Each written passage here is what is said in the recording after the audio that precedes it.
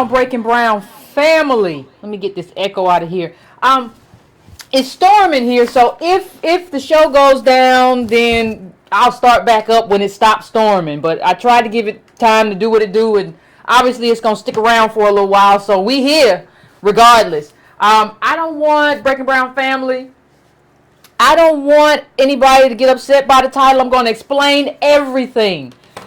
Please like, please subscribe, please get whatever libation you feel. It's not alive. I see the red, black, and green already in here telling me about how it lives and Pan-Africanism lives.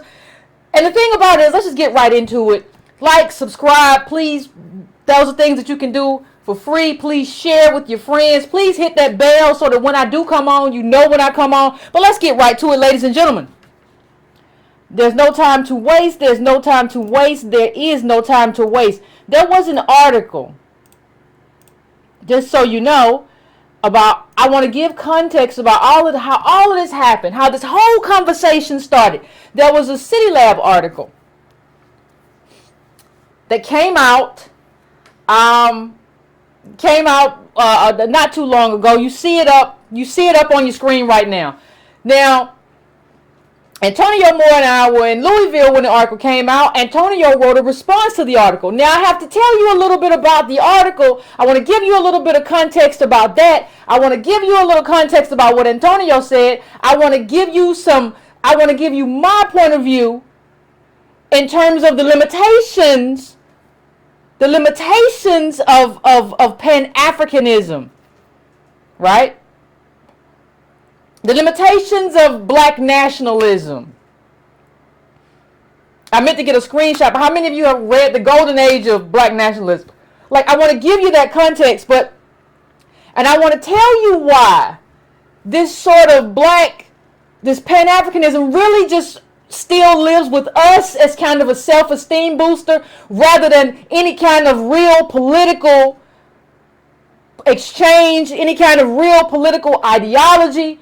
But let's first talk about the article. The article was written by a Kenyan immigrant, and there were some things that she said, and I responded on her page. If you want to go back and see it, I'm sure you can go back if it's still there and see exactly what I said. I responded to the comments. I responded to her article, and you can pull up that article right now. I responded to it because there were some problematic parts of it. There were some misunderstandings in terms of how people understand Black American descendants of slaves and how people understand other people from African countries, right? There was some misunderstandings in that article. And if you see, like, what you see here is like there are a lot of countries in Africa. There are a lot of different ethnic groups. There's a lot of diversity. There is no sameness in 54 countries. So the idea that a group of people who come from a few countries on the West Coast,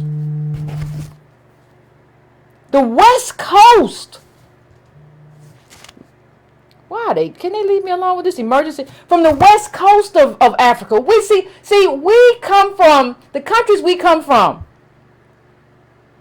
as slaves who were brought here are West Coast. How then do we have a sort of sameness or a sort of identity or a sort of cultural connectedness to all of that? We don't even have a connectedness to the West Coast. But that was the problematic part of this CityLab article. This CityLab article written by the Kenyan immigrant, I'll just give you an idea. One of the things that she said that people with melanin, this idea that melanin people are on the bottom. And one of the things that she doesn't understand, and that a lot of people don't understand about who we are as Black American descendants of slaves, is that we are descendants of slaves and slave masters. I've said that before. But what we always try to do, ladies and gentlemen, is we always try to erase that white slave master. Even though that black female slave, she had no control over her body. So we know what that led to. We all know about Thomas Jefferson, Sally Hemings. There was a story that Thomas Jefferson had a dinner, and the person who was serving the food looked so much like him that one of the people dropped the plate. Like, it was that much of a resemblance because you know what was going on. And so we like to have this erasure and just say that, well, we're just African. I'm African. No, you're not just African. First of all, you're not African. First of all, what is African? So when she says that as a way to kind of like, I don't have the most melanin in the world. Got a sharecropper mama though. You know, a father who really didn't know his people like that, like he should have, because broken families are part of what we have. That's part of the legacy of coming from slaves, then Jim Crow, white mobs, terrorism. We didn't have a great migration. What we had in this country as descendants of slaves, we didn't have people say, well, the great migration. There was no great migration. We were victims of terrorism, domestic terrorism. We were refugees from terrorism. That's what it was. So you cannot bring any other story in there and try to make this, or minimize that story and try to make it about melanin. It's not about how dark someone is. That's not our history. You can't come from slaves and slave masters and then say, well, that it's about how dark skinned someone is. Or this is all about the people with melanin being put on the bottom. That's not the history of this country. So you're putting that as a priority, and then there was something in there where she said something to the extent of, well, you know, maybe not, or maybe I do get the black jokes or whatever, which makes it cultural. It's about whether or not you understand us or whether or not you get along with us. But really, it's the primary thing. You know, you may have a white person in America who gets the exact same jokes, who grew up in the exact same communities or nearby communities. But the thing that binds us isn't like who gets the joke, or like black culture, or like, you see, some people who are immigrants who are trying to learn to be black or whatever. Like, and when I say black, I mean African American, descendant of slave, black American in this country, DOS. But it's not about that. Like, it's about what the way this country intentionally baked in failure to our lives, intentionally marginalize us and bake the failure into our life. That's what this is about. So we have to be very specific in terms of what this is about. So I want to just say this. If you haven't already, please pick up 40 Acres and a Mule, or print it. You can just Google it and you can print it out, because a lot of people keep asking me, well, Yvette, you know, I don't really understand, like, what might reparations look like, and you know, how are you advocating? On what level are you advocating? You know, that sort of thing. So I want to get just to kind of undergird yourself in this argument. Please, at some point tonight or tomorrow or this week, just print that out for me. Print it out for yourself. Because you want to understand the arguments that Darity makes. And this is something that I want to say. In terms of the CityLab article, he says, and I'm reading, my report is a little bit marked up, but he says, this is Sandy Darity. He says 3 types of injustices motivate a program of reparations for black Americans: slavery, the nearly century of Jim Crow regime following Reconstruction, and ongoing discrimination. You know, that's what America has done to us. So what you have is, we have this kind of relationship with America that causes some people to say, well, I don't have a country. No, you have a country. There's a difference between saying I don't have a country and my country isn't doing right by me. We have a country that is abdicating its responsibility to us. It's still our country. And we're so powerful. Understand how powerful we are, ladies and gentlemen. We made Barack Obama. We washed off the Kenyan. We washed that off of him. Our culture, the Stevie Wonder, him giving dabs, all of that not only made him black, that Americanized him. That's why the Hussein never stuck, because we Americanized him. That's what we did, because we're American. We're not Pan-African. We're not African. We're American. We're black American descendants of slaves. We are as American, if not more American, than anybody else. That was a great conversation. That was a great and I heard this. Michael Eric Dyson, I think, has out a new book, and there was an interview on Democracy Now! Where they played something from James Baldwin, and they were playing it, and you know, you had this whole thing happen where people didn't, you know, where like you didn't understand. Like, there were people saying, like, there was a young man who was saying, well, like, this isn't my country.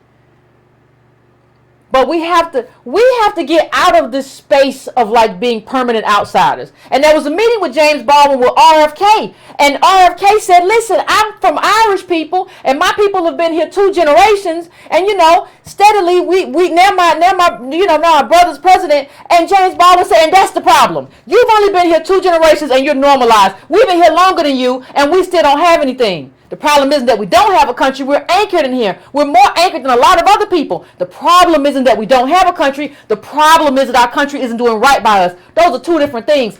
And part of the problem is that when you get lost, and we're lost, black people, we're lost. Understand that we're lost.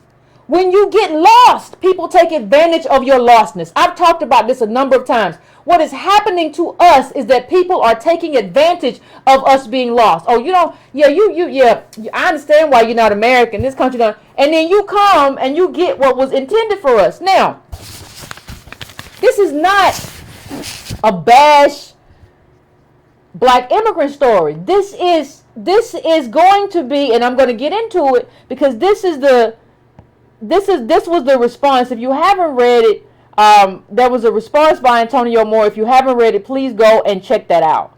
But this isn't about bashing anybody.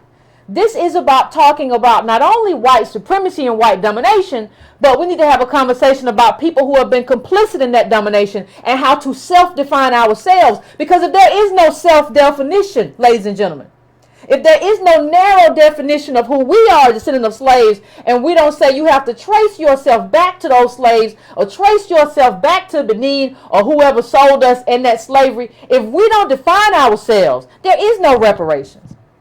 And people keep talking to me about reparations and say, oh, Yvette, white people ain't gonna never. Well, first of all, I'm not concerned about them yet. I have other work to do.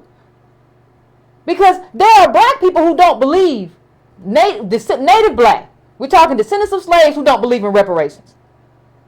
There are black people who refuse to define themselves and who push back against us defining ourselves. Everybody else defines themselves. It just makes sense. If you tell me that you're Ghanaian, Nigerian, or Kenyan American, or whatever you are, I don't take offense. Because it's true. Why would I take offense to something that's true? And even in the article, I want you to understand that this is not just me talking. In this article, this is the article that the CityLab article, right? This is the CityLab article that I just put up. Now, here's a quote from the CityLab article from the Kenyan American woman. Now, I want you to, the writer of this article, listen to what she says. She says, in Kenya, racism was a concept that existed only in books and never in conversation. Tribalism is what we live with daily. Our identity was and is still ingrained in ethnicity, not skin color. It explains why most Africans experience being called black or African for the first time when they come to America. Listen, let me say that one time. You want to call yourself African as an American in this country. But what this Kenyan immigrant is telling you is that the first time people who come from the continent get called African is when they get here. The first time they experience being black is when they get here. Because where they come from, everybody's black. And nobody identifies by continent. People identify by country. So you are doing something in this Pan-Africanist stuff that even they're not doing on any kind of macro level. Now I want somebody to tell me how this relates to us. Now let me finish reading it. Neither black nor African are conscious identity markers for Africans in Africa. One is Taita, Igbo, Shona, etc. So any jokes or reference to racism in the black American sitcoms flew right over our heads. So wait a minute. I don't even think a joke about race would fly over the head of a white American in this country. Because even a racist white American deals with the issue of race every day. So you're telling me you kind of, in that sense, you're whiter than white people. In the sense that you don't even have the context to understand the joke. The teeny population of Kenyan whites left over from colonial past are mainly cocooned in their own enclaves, and any effects of post-colonial white supremacy remain very different in an African country where black people run their own political affairs. Where black people run their own political affairs. Black people, do you not understand? My DOS people in this country, do you not understand how that reality is so much different than the reality we live? Let me show you a little bit about your ancestors. That was a strike in 1939. And it was a strike of sharecroppers. And I'm going to bring a little bit of it up, but I just want to give you context. I want you to think about what she just said in terms of we don't even understand black, because we are black and we understand tribalism. We don't understand black and we call ourselves Kenyan. We identify by country. We don't identify by race. That's what she just said. Now, I want you to juxtapose that to the history of your people, my people in this country. I want you to see this picture. These are your ancestors, sharecroppers. And I want to read to you a little bit about this strike in 1939 and what happened to our people in this country. In January 1939, motorists on highways in the Boo Hill, of southeastern Missouri began reporting a strange sight. Thousands of sharecropper families were camped out on the roadside, their meager possessions piled around them, exposed to wintry cold. The families, almost all African American, had been evicted by the owners of the farms where they had lived because sharecroppers were entitled to a portion of the harvest of the fields they worked. The government had recently announced they were also entitled to a direct portion of federal farm subsidies. A distasteful arrangement for landowners who had decided they would rather keep the full subsidies and hire day laborers to bring their crops. Now I'm putting this in the chat so that you can read it for yourself. You don't have to, there's no need to trust anything I say or whatever. I'm just going to put this in the chat and you can read it for yourself at your leisure. Okay? This is the article. Now this is what it looked like. These are your people. Your people, my people. This is what they on the side of the road. Sharecroppers. They're white sharecropper owners. Then put them on the side of the road because they want a piece of the pie. This is the life we live in this country is defined by race.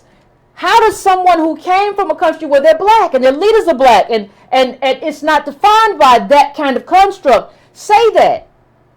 And for you to think that we're all the same and we have the same agenda. And we have, we're all doing our thing and whatever. I don't know whatever people tell themselves to make all this stuff okay, to make all this suffering okay, to try to give everybody else what I do. And I'm not antagonistic. Listen, I will support all these African countries that were colonized by Brits and the Belgians and whoever. I support you all day long to get whatever kind of reparations you need from those countries. You deserve it. And when you get it, if you get it, I'll be the first one to clap. I'll be the first one to come and say you deserve it. But what I won't ever do is come there and say, I won't ever come to your country and try to, if the Brits set aside something for you, those of you who were colonized by the Brits, if they set aside something specifically for you, I won't ever come and take it. That's yours. You deserve it because of what your ancestors suffered. That is your due. I respect it, and I respect you and what you went through. I need the same thing, though. I need the same thing. Look at this. Just Land being plundered, stolen. This is our life. I mean, we had Antonio Moore here. I mean, do an interview with Dr. Sandy Darity of Duke talking about how these universities prefer Africans because they're more docile. It's easy to be more docile if your ancestors haven't gone through this, and if you haven't gone through this individually or systemically. We talked about Milwaukee, where all of the black people live in either Section 8 or low-income housing or prisons. It's easy to be docile and to think everything's okay if you haven't lived through that. If your people haven't lived through that. We have to understand who we are. And that doesn't mean we're upset with anyone. That doesn't mean we're necessarily angry. But we have to define ourselves. Everybody else is defining themselves and operating in their self-interest. Pan-Africanism doesn't get us to that goal. We have to understand that.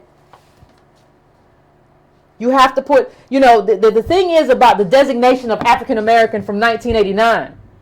The very interesting thing about that designation is that it still put African first. It put African before American. How do you put African before American? Like American, this country has defined our lives. We were born here. We ain't never been to Africa, most of us. Some of us have. I have. Antonio has. But the majority of native black descendants of slaves, black Americans, have never been.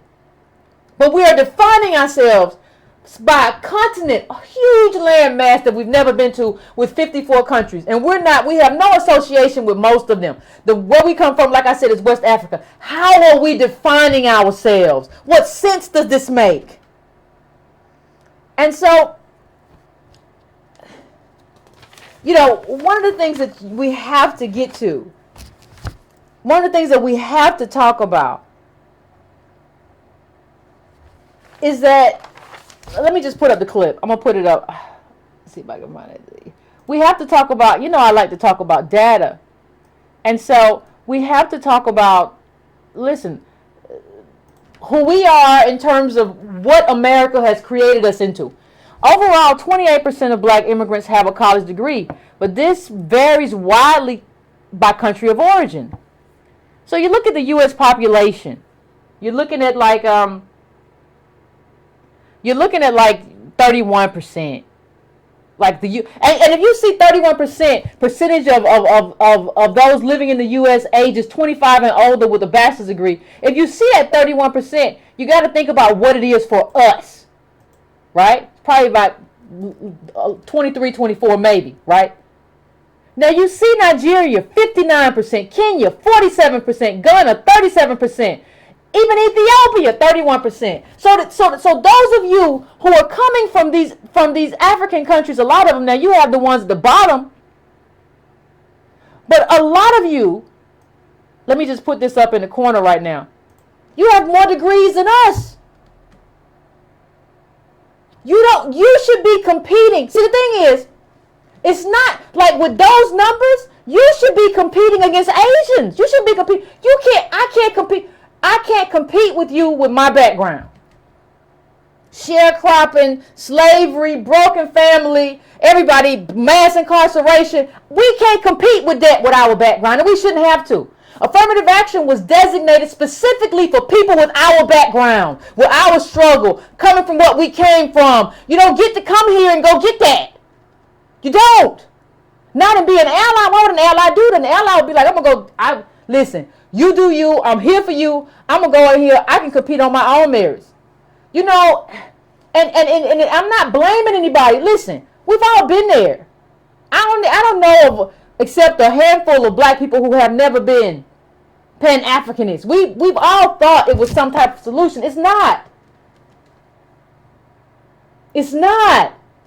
And you can't make it that way just because you went and saw Black Panther and they looked regal. No, they've been plundered. Imperialism has plundered these countries. And you can't say, well, Yvette, you live in a country that benefited from the plunder. Not really. We're in the bottom here. This is the richest country in the world, and we're a caste on the bottom. You can't blame us for imperialism. We had no agency. We had no authority. Now, if we had benefited enormously from this imperialism, and we were doing great, and we were still subjugating people in African countries, then you could say that. That's not what's happening. I'm sorry. I'm just gonna put it out there. We have this background of like this confusion where we don't really understand that, like, this is like who you are is where you come from. We're Americans. Doesn't mean you need to be outside running around up and down the street with a flag. I'm not saying that. That's not what I'm saying to you. I'm saying that we are who we are. And that you can't unring that bell. You can't unring the bell where your great-great-great-grandmama got raped by a slave master or whatever, or got coercively, or had to coercively have sex with him because he you know, you don't want to piss him off. You can't unring that bell and say I'm African. No, you're not. Now you're not part white because you did something wrong, but because something was inflicted upon your ancestor. You can't unring that bell and make yourself African no more. And you can't combine forces with 54 countries. These people aren't even combining forces with themselves. There's a lot going on there. Come on, people. We got to learn to think. There's a lot going on there. You can't do it that way. Let me see if I have this photo. I don't see if I have it.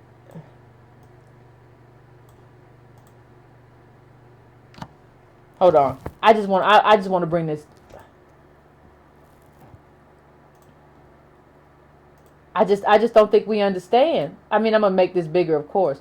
But do you all remember? I brought this up before, but all the strife going on in South Africa with the xenophobia. You know, if Africa's just one unified place, there's no such thing as xenophobia. We just all Africans. They don't look like they're all Africans to me. It looked like there was a whole period where South Africans were attacking other people, other Africans. There is no. Listen, as long as we're scattered, I'm not saying that we can't have coalitions. I'm not saying that we can't have alliances. We can have alliances with people with like-minded ideologies. We can have alliances with people who have a shared interest. We can have all kinds of alliances. But we cannot align based on melanin. Based on the fact that you got melanin, I got melanin, you got nappy hair, or we African. That's not any kind of basis for any kind of political arrangement that works. I'm sorry. And you can be mad all you want. But it hasn't worked. Listen, if you go check my Twitter feed, I did a whole back and forth for the last like 2-3 days. The only thing people told me was I needed to engage in some kind of tradition. The tradition of blah, blah, blah. It don't work though. Like, show me where it works. We're never going to be able to mobilize for reparations. When you ask me why don't we have why don't we have reparations, or why aren't we moving? Because we can't even define ourselves. We don't even know who we are. How do you mobilize for anything if you don't know who you are? And people talk about, well, the Jews got reparations, blah, blah, blah, blah, blah. Yeah, they know exactly who they are. They know exactly who their tribe is. They know exactly who they're advocating for. You out here, see, one of the scams that's happened is this idea that somebody is necessarily, that this is about people of color, right? Or it's about equality. See, reparations is a restorative conversation. It's about restoring what was done to us, not just during slavery, but what was done to us during Reconstruction when we were supposed to get 40 acres and a mule. Right? What was done to us by not making us whole. It's about what was done to us with mass incarceration. This is about restoration. And so what we do is that we should all be equal. And we should all have what we need. Equality. No. What we need is restorative justice. Restorative justice is not the same thing as equality.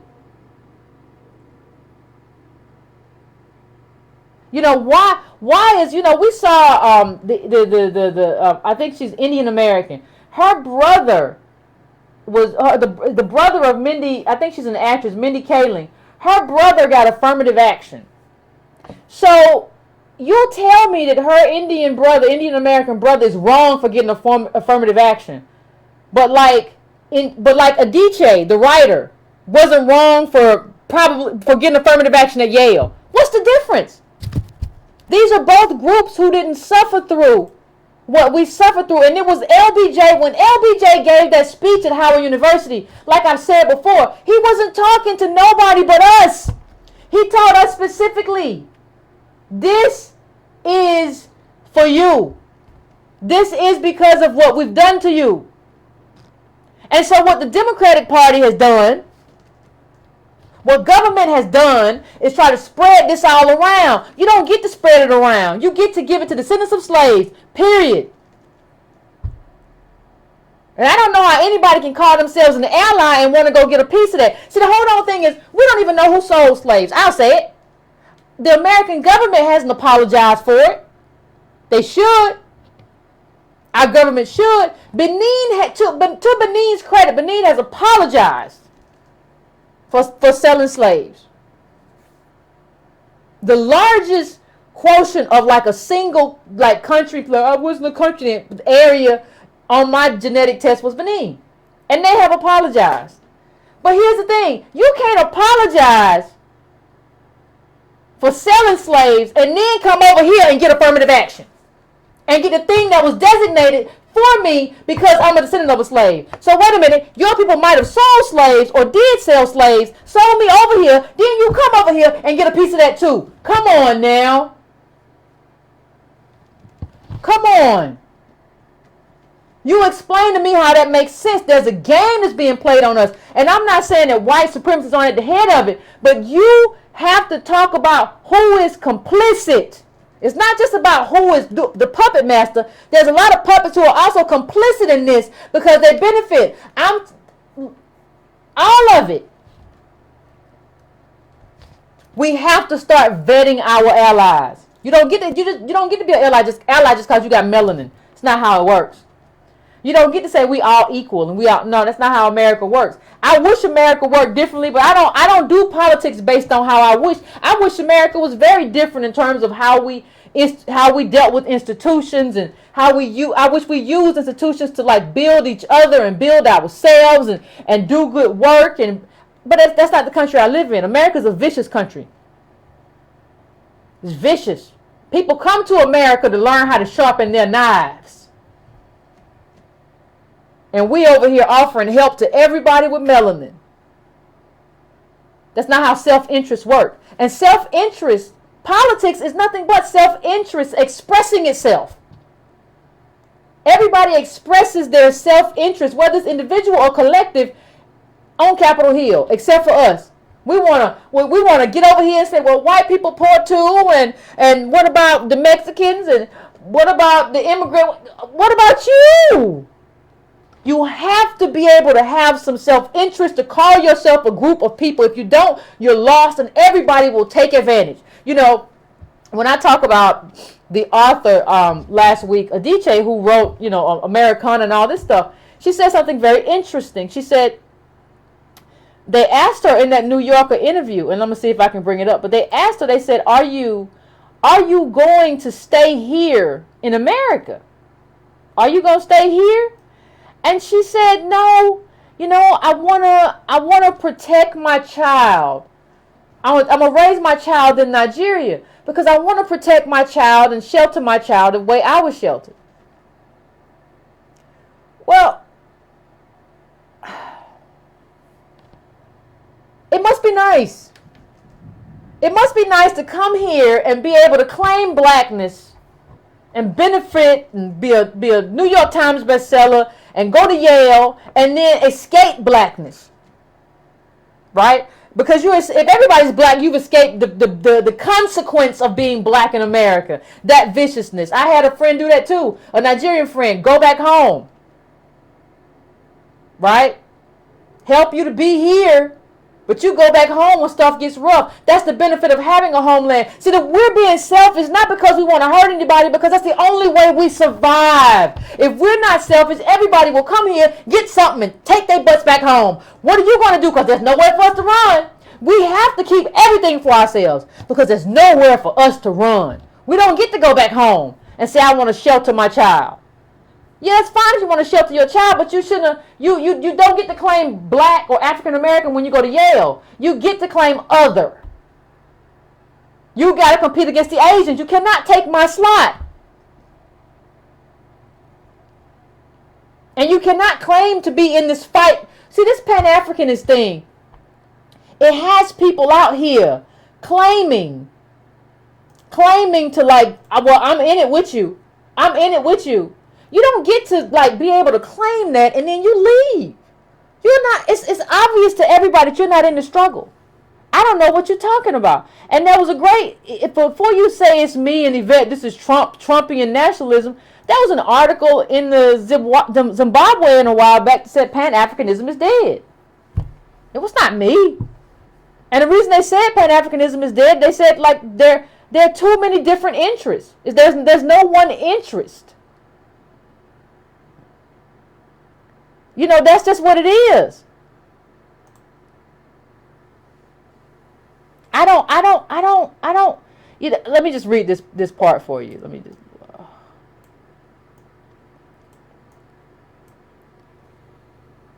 And I think this is the same one. It says, because of fundamental differences. Just read this. Because of fundamental differences within Africa, we cannot therefore come up with a broad brush solutions. Nor can we no longer rely on the myth of common destiny. Now this isn't me talking. This is an African, quote unquote, talking. We cannot rely on the myth of common destiny. We can no longer rely on bodies such as the SADC or AU. In fact, the appointment of Mugabe as chair of the SADC goes to prove the point of the irrelevance of such bodies as the SADC. Listen, this is not me. This is Africans telling you, listen, there is no one movement, because having one movement requires a specific group of revolutionary leaders. You have to remember that when Stokely Carmichael and other people in this country were talking about Pan-Africanism, you didn't have capital on the march the way it is. You didn't have the height of income inequality that we see now. You actually had socialism on the march. You had colonialism getting up and leaving Africa. It was a moment of promise. And so it's easy for us to understand why Stokely felt the way he did, or why Garvey felt the way he did in that moment. But what I'm telling you is to view life right now through that moment is to misunderstand the political reality, not only of the globe, but of America as well. I'm telling you that. And I'm not telling you that to make you upset. I'm not telling you that to make you want to fight me or whatever the case may be. I'm not telling it to you for that. I just want you to understand. You know, that was another article. Let me see if I can find. I think it was USA Today. I think it was USA Today. I think that was another article in USA Today. That was very interesting in terms of how it framed the conversation. Let me see if I can find it. Here we go. It says, who is an African American? Definition evolves as USA does. Now let me tell you something very interesting about this article. For those of you who are still in the comments talking about how we all African, right? I want to read to you what one of the people interviewed said. Eliza Thompson arrived in the USA as a child and identifies as Ghanaian. She prefers to think of the country as a salad bowl rather than a melting pot. The lettuce is still the lettuce, Thompson says. Mixed together, the lettuce, carrots, and tomatoes all work. In the melting pot, you lose your identity. Now, y'all want to lose y'all's identity as Pan-Africanist, whatever that means. But she don't want to lose hers, and she's Ghanaian. Okay, there can also be a reluctance to identify as African American because of negative stereotypes of U.S.-born blacks. says Wayne Fairweather, a Jamaican born who immigrated as a teen. In a country run by people of color, Fairweather says there are no negative depictions of black citizens manufactured by those in power. So when he was expected to stereotypes of blacks, he tended to believe them. Listen, understand what this says not only about identity,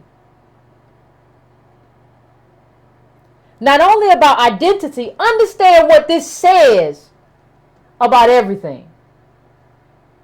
Let me ask you something. How in the world have we lost so much control that people get to come here and decide whether or not they're going to side with us? We're the Americans. You're the ones assimilating. You don't get to come here and decide whether or not you're going to be one of us. We get to decide whether or not you're going to let you come in, and we should have a list of criteria that let us decide whether or not you're going to be included into the group. We got people coming in here decide whether or not they want to be with us. What? Excuse me, I'm sorry. I'm the American, but you coming here as an immigrant deciding whether or not you want to claim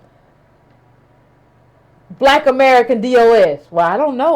They talk about, I don't know. And see, the escape hatch is, remember that article I brought up a while back about successful Ivy League immigrants, and they were like, America's a place you can do anything. See, you are here to mask my failure. Let me show you something. Let me see if I can find this chart. I want you to, one of the things you have to understand, if you're going to understand this, you have to understand that it hasn't always been this way. So, Black immigrant, let me, look at this. Look at how the population has ballooned. I want you to look at how the population, and I want you to look at since when. This began in like 1980. This began in like 1980. Now, I want to ask you a question, and the question is going to piss some people off, but I don't want you to get pissed off. I want you to think about it. Do not get pissed off, because that's the problem. We're so reflexive. Certain stuff feels a certain way, it hits us a certain way, and we feel a certain way about it. Who was president? Chat. People in the chat. Who was president in 1980? Who became president in 1980? I'm going to wait. I'm going to have a sip of water, and I'll wait. Please tell me who.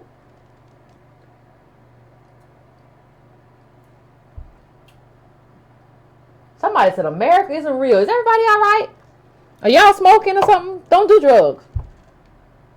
Reagan. Ronald Reagan was the president in 1980 when this uptick really started.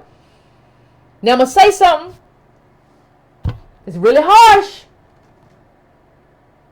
The same president who gave you crack cocaine gave you a surge in Black immigrants. Now listen. The same president who gave you crack cocaine gave you allowed for an enormous surge in Black immigrants. Listen, hold on. I'm not saying people are Yvette's anti-Black immigrant. I'm not. What I'm asking you, and you got to sit with this, as descendants of slaves and Black immigrants, I want all of us to sit with something that's very uncomfortable. Sit with an uncomfortable truth. You have to ask yourself whether you have been used as a pawn of white supremacy. I'm not saying it's intentional, but have you been used as a pawn of a conservative government who decided I'm not going to do anything for these descendants of slaves, but what I am going to do is replace them with people who are not them. I'm going to confuse everything so they get nothing. You have to ask yourself whether you have been used, and if you have been used as a Black immigrant, you have to ask yourself, what are you going to do about it? What are you going to do about it? If the ideology that you have, if the things that you have been saying are anti-Black American, or in contrast to, or in a way that undermines our justice claim, the question for you, if you're a Black immigrant ally, what are you going to do about it? Because this is not, like, always understand that the people at the top of this are not us. This is a white supremacist superstructure, right? That doesn't mean that you can't be used as a Black pawn. We don't, listen, look. A lot of Black pawns out there. This is Lumumba. Patrice Lumumba. A lot of Black people were complicit Where was the Pan-Africanism there? A lot of black people were complicit in how that went down. Right? But see, to have Pan-Africanism, especially revolutionary Pan-Africanism, you have to have revolutionaries. What this article points out is that the revolutionaries were slaughtered. What you have now, for the most part, is super capitalist black African heads of state. You have a lot of these people, for whatever reason, because the other leaders were slaughtered, who aren't willing to help their own people. How are you thinking that there's going to be a mechanism through Pan-Africanism, whatever that means, because nobody can tell me what you're doing in terms of policy to benefit African native blacks or Black American DOS. Nobody can really tell me what that looks like. Everybody can just tell me to just follow the tradition. I don't really like to follow anything. I read it, but I don't follow anything. I just do what works. If it doesn't work, I throw it away. That's just life. So I think in 1989, we got very confused, and you can't even really travel within the continent of Africa. These countries are very insular. It's not like Europe where you have all these trains, these super trains where you go back and forth, right? You don't have that. So what you have is this insular space, and so you don't even have Pan-Africanism there, and you think you're going to have it here in America? I don't understand. I really don't understand what we're thinking. I mean, I honestly don't, black people. I don't understand, I don't understand what we're doing. I don't understand what we're thinking. I don't understand any of it. I really don't. Here's another quote from that article. It says while black immigrants embrace the African American label and culture, this is from the USA Today article, not all are quick to jump into the melting pot. Yeah, but we as citizens of this country, we act like we in the melting pot. That's how we behave. It doesn't make any sense. I get that. But that's how we behave. But people, everybody else understands that we're all different. We're all distinct groups. We're defined by country. But when I say that, all of a sudden I'm being divisive. Pan-Africanism was for a different era. That's just it. That just is what it is. There's nothing that I can do about that. I can't change that. I can't make it any different. Stokely Carmichael talked about us being wary of false allies. We have to vet our allies. We have to be very, very, very serious. You can't talk about everything in terms of equality and people of color getting justice and being treated as equal. We need more than that. We need restorative justice, but that means being selfish. And we haven't been taught to do that. Like I said, there's no way I go to Ghana or Kenya or Liberia, Nigeria, Ethiopia, Eritrea. There's no way I go to any African country and I don't put them first, because it's your country. I mean, you have people whose bones are buried here. I respect that. I respect you. I respect the struggle that you went through in terms of colonialism here. You primary. In any African country, you're primary. I don't, even if I don't have anything, I don't want anything that's designated for you, because it's yours. Your people earned it. That's you. You eat that. I don't understand why we don't have the same thing here, though. I just don't get it. And see, what happens is, what we really need is we need to, we're failing. We're failing on a mass, the Black American DOS community is imploding on a mass level.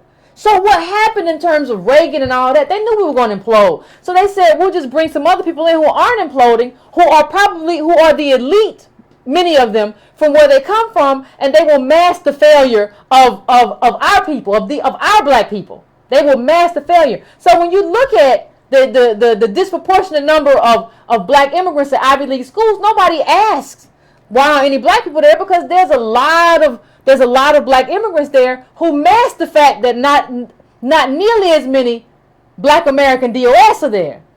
See, if it was just us here, we could say, like, where are the black people? Where they at? Or if we were the only ones who were allowed to mark the category of black, or allowed to mark the category of native black or black American, then somebody will have to ask, what happened to the Negroes? They used to be in Yale and Harvard and all these schools, they're not here. What happened? And then when you investigate, you will say, oh, their whole communities are imploding. They're jacked up. We're going to have to do something about the black people, because the black people are failing on a mass systemic scale. But see, when you bring in immigrants, you bring in black immigrants, then you bring in people of color, what happens is you can't see us no more, because we're masked by all kind of beige and brown and dark-skinned people. And so it's diversity. It's us. And what we should have done is said, fix us before you start bringing other people in. You got to fix us first. Nobody comes until we get fixed. I don't want nobody from nowhere until we get fixed. Give us the jobs and all the stuff. Give us the reparations. Give us everything we need. Keep it coming. When we get fixed, then you can start talking about who you want to do. And we can start talking about equality. But this is about restorative justice. You know, this is so bad that, like, people who are half Africans, they call themselves, still ground themselves in being African. So wait. You get to come over here, or whatever country you're from. Like, you get to ground yourself in being Senegalese, or you get to ground yourself in being Ghanaian, or you get to ground yourself, whatever country you're from. So wait, you get to come here.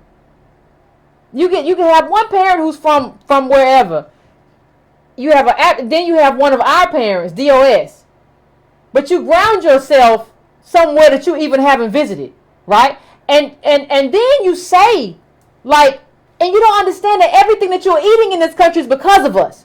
Everything that you're eating in this country, the fruits that you benefit from in this country, are because of our struggles. But you're going to anchor yourself and be like, and you're going to be like Darius from Atlanta, or I'm Nigerian. You're eating off this black rapper. You moron. You're eating off this black rapper who is like, that's what you're going to feed off of. Because he's your friend. But you're Nigerian, or you're Ghanaian, or you're some other stuff.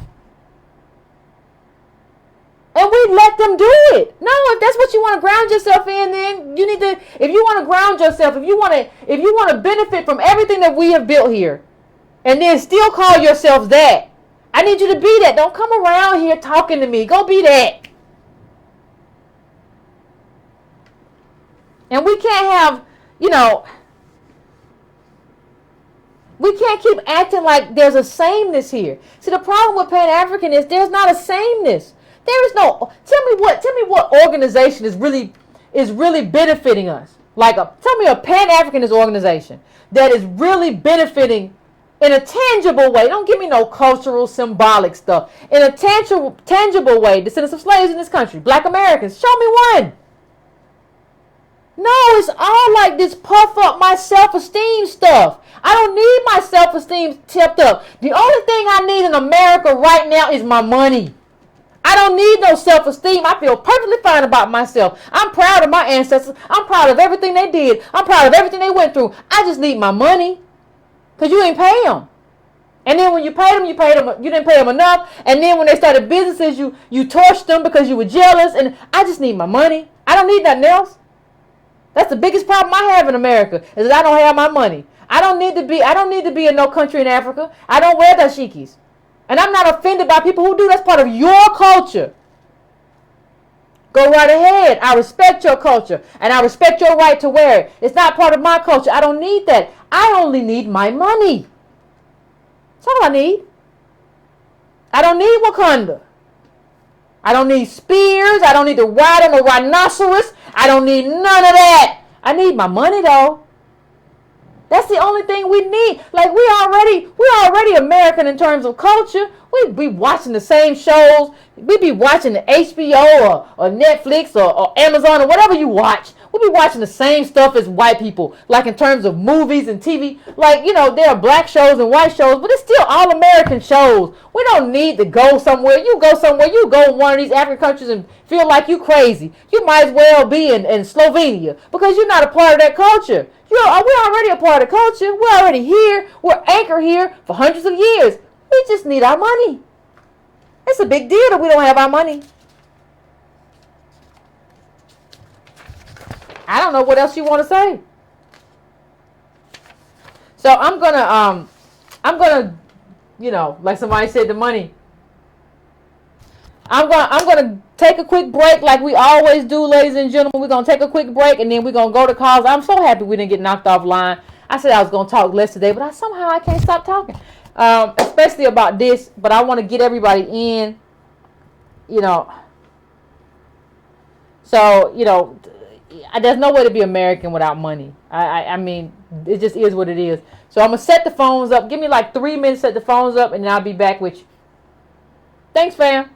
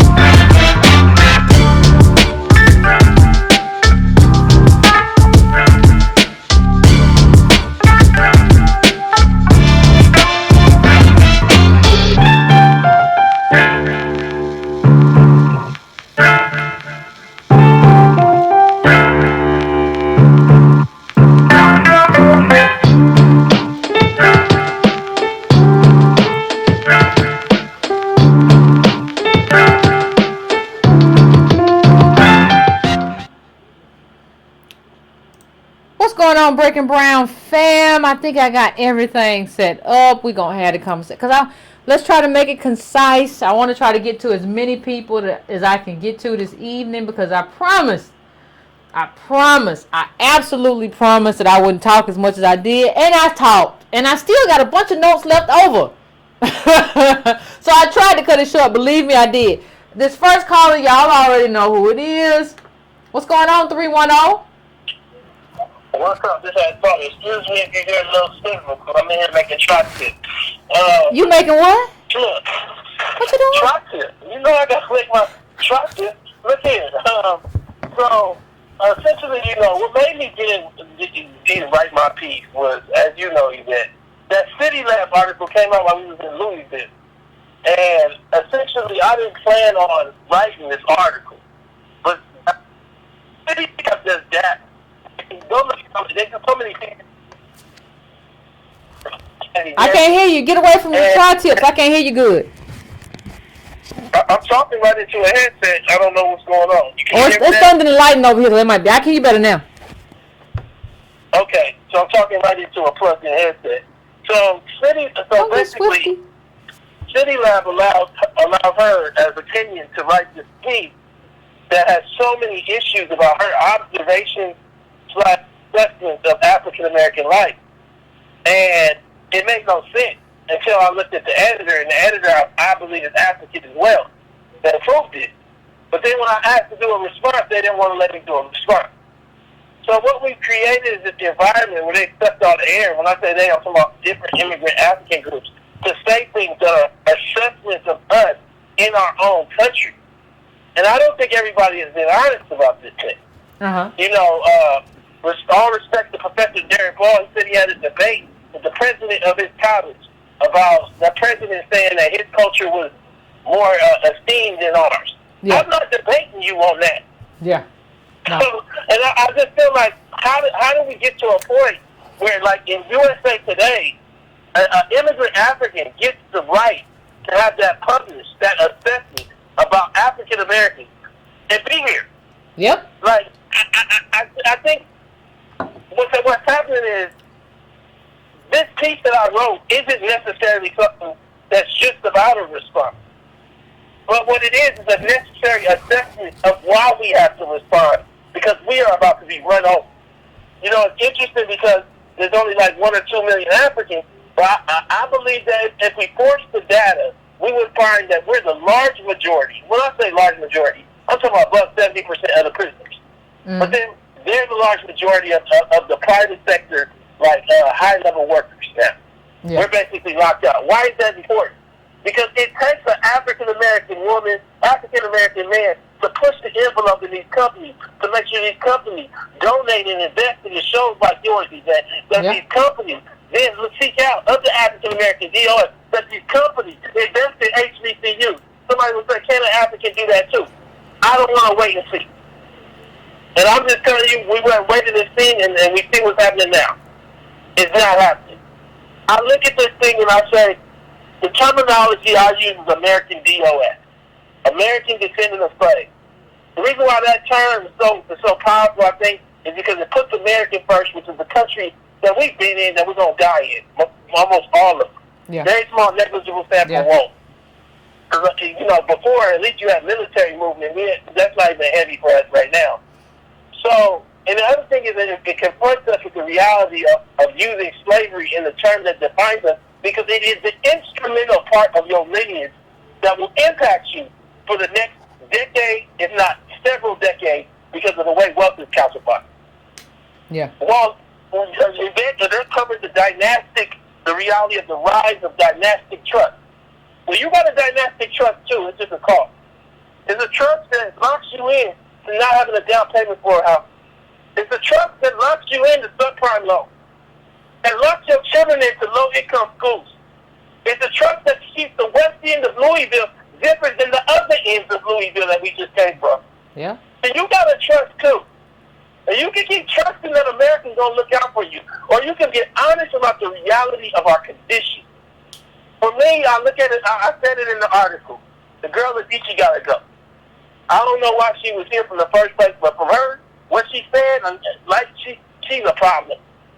I'm coming here and I want to go back because I don't want to deal with that black stuff, but I want to take that spot at Yale, and then the New Yorker can put me on the New Yorker, so they don't have to talk to you, Charles, somebody who came from 16-year-old parents don't know your grandparents, They can and talk to- ready to raise hell. Yep. Come Absolutely. on, man. Y'all don't know yet that it don't matter whether the CityLab publishes the article. It don't matter. Your web can put it up. We coming. Although you can run the list.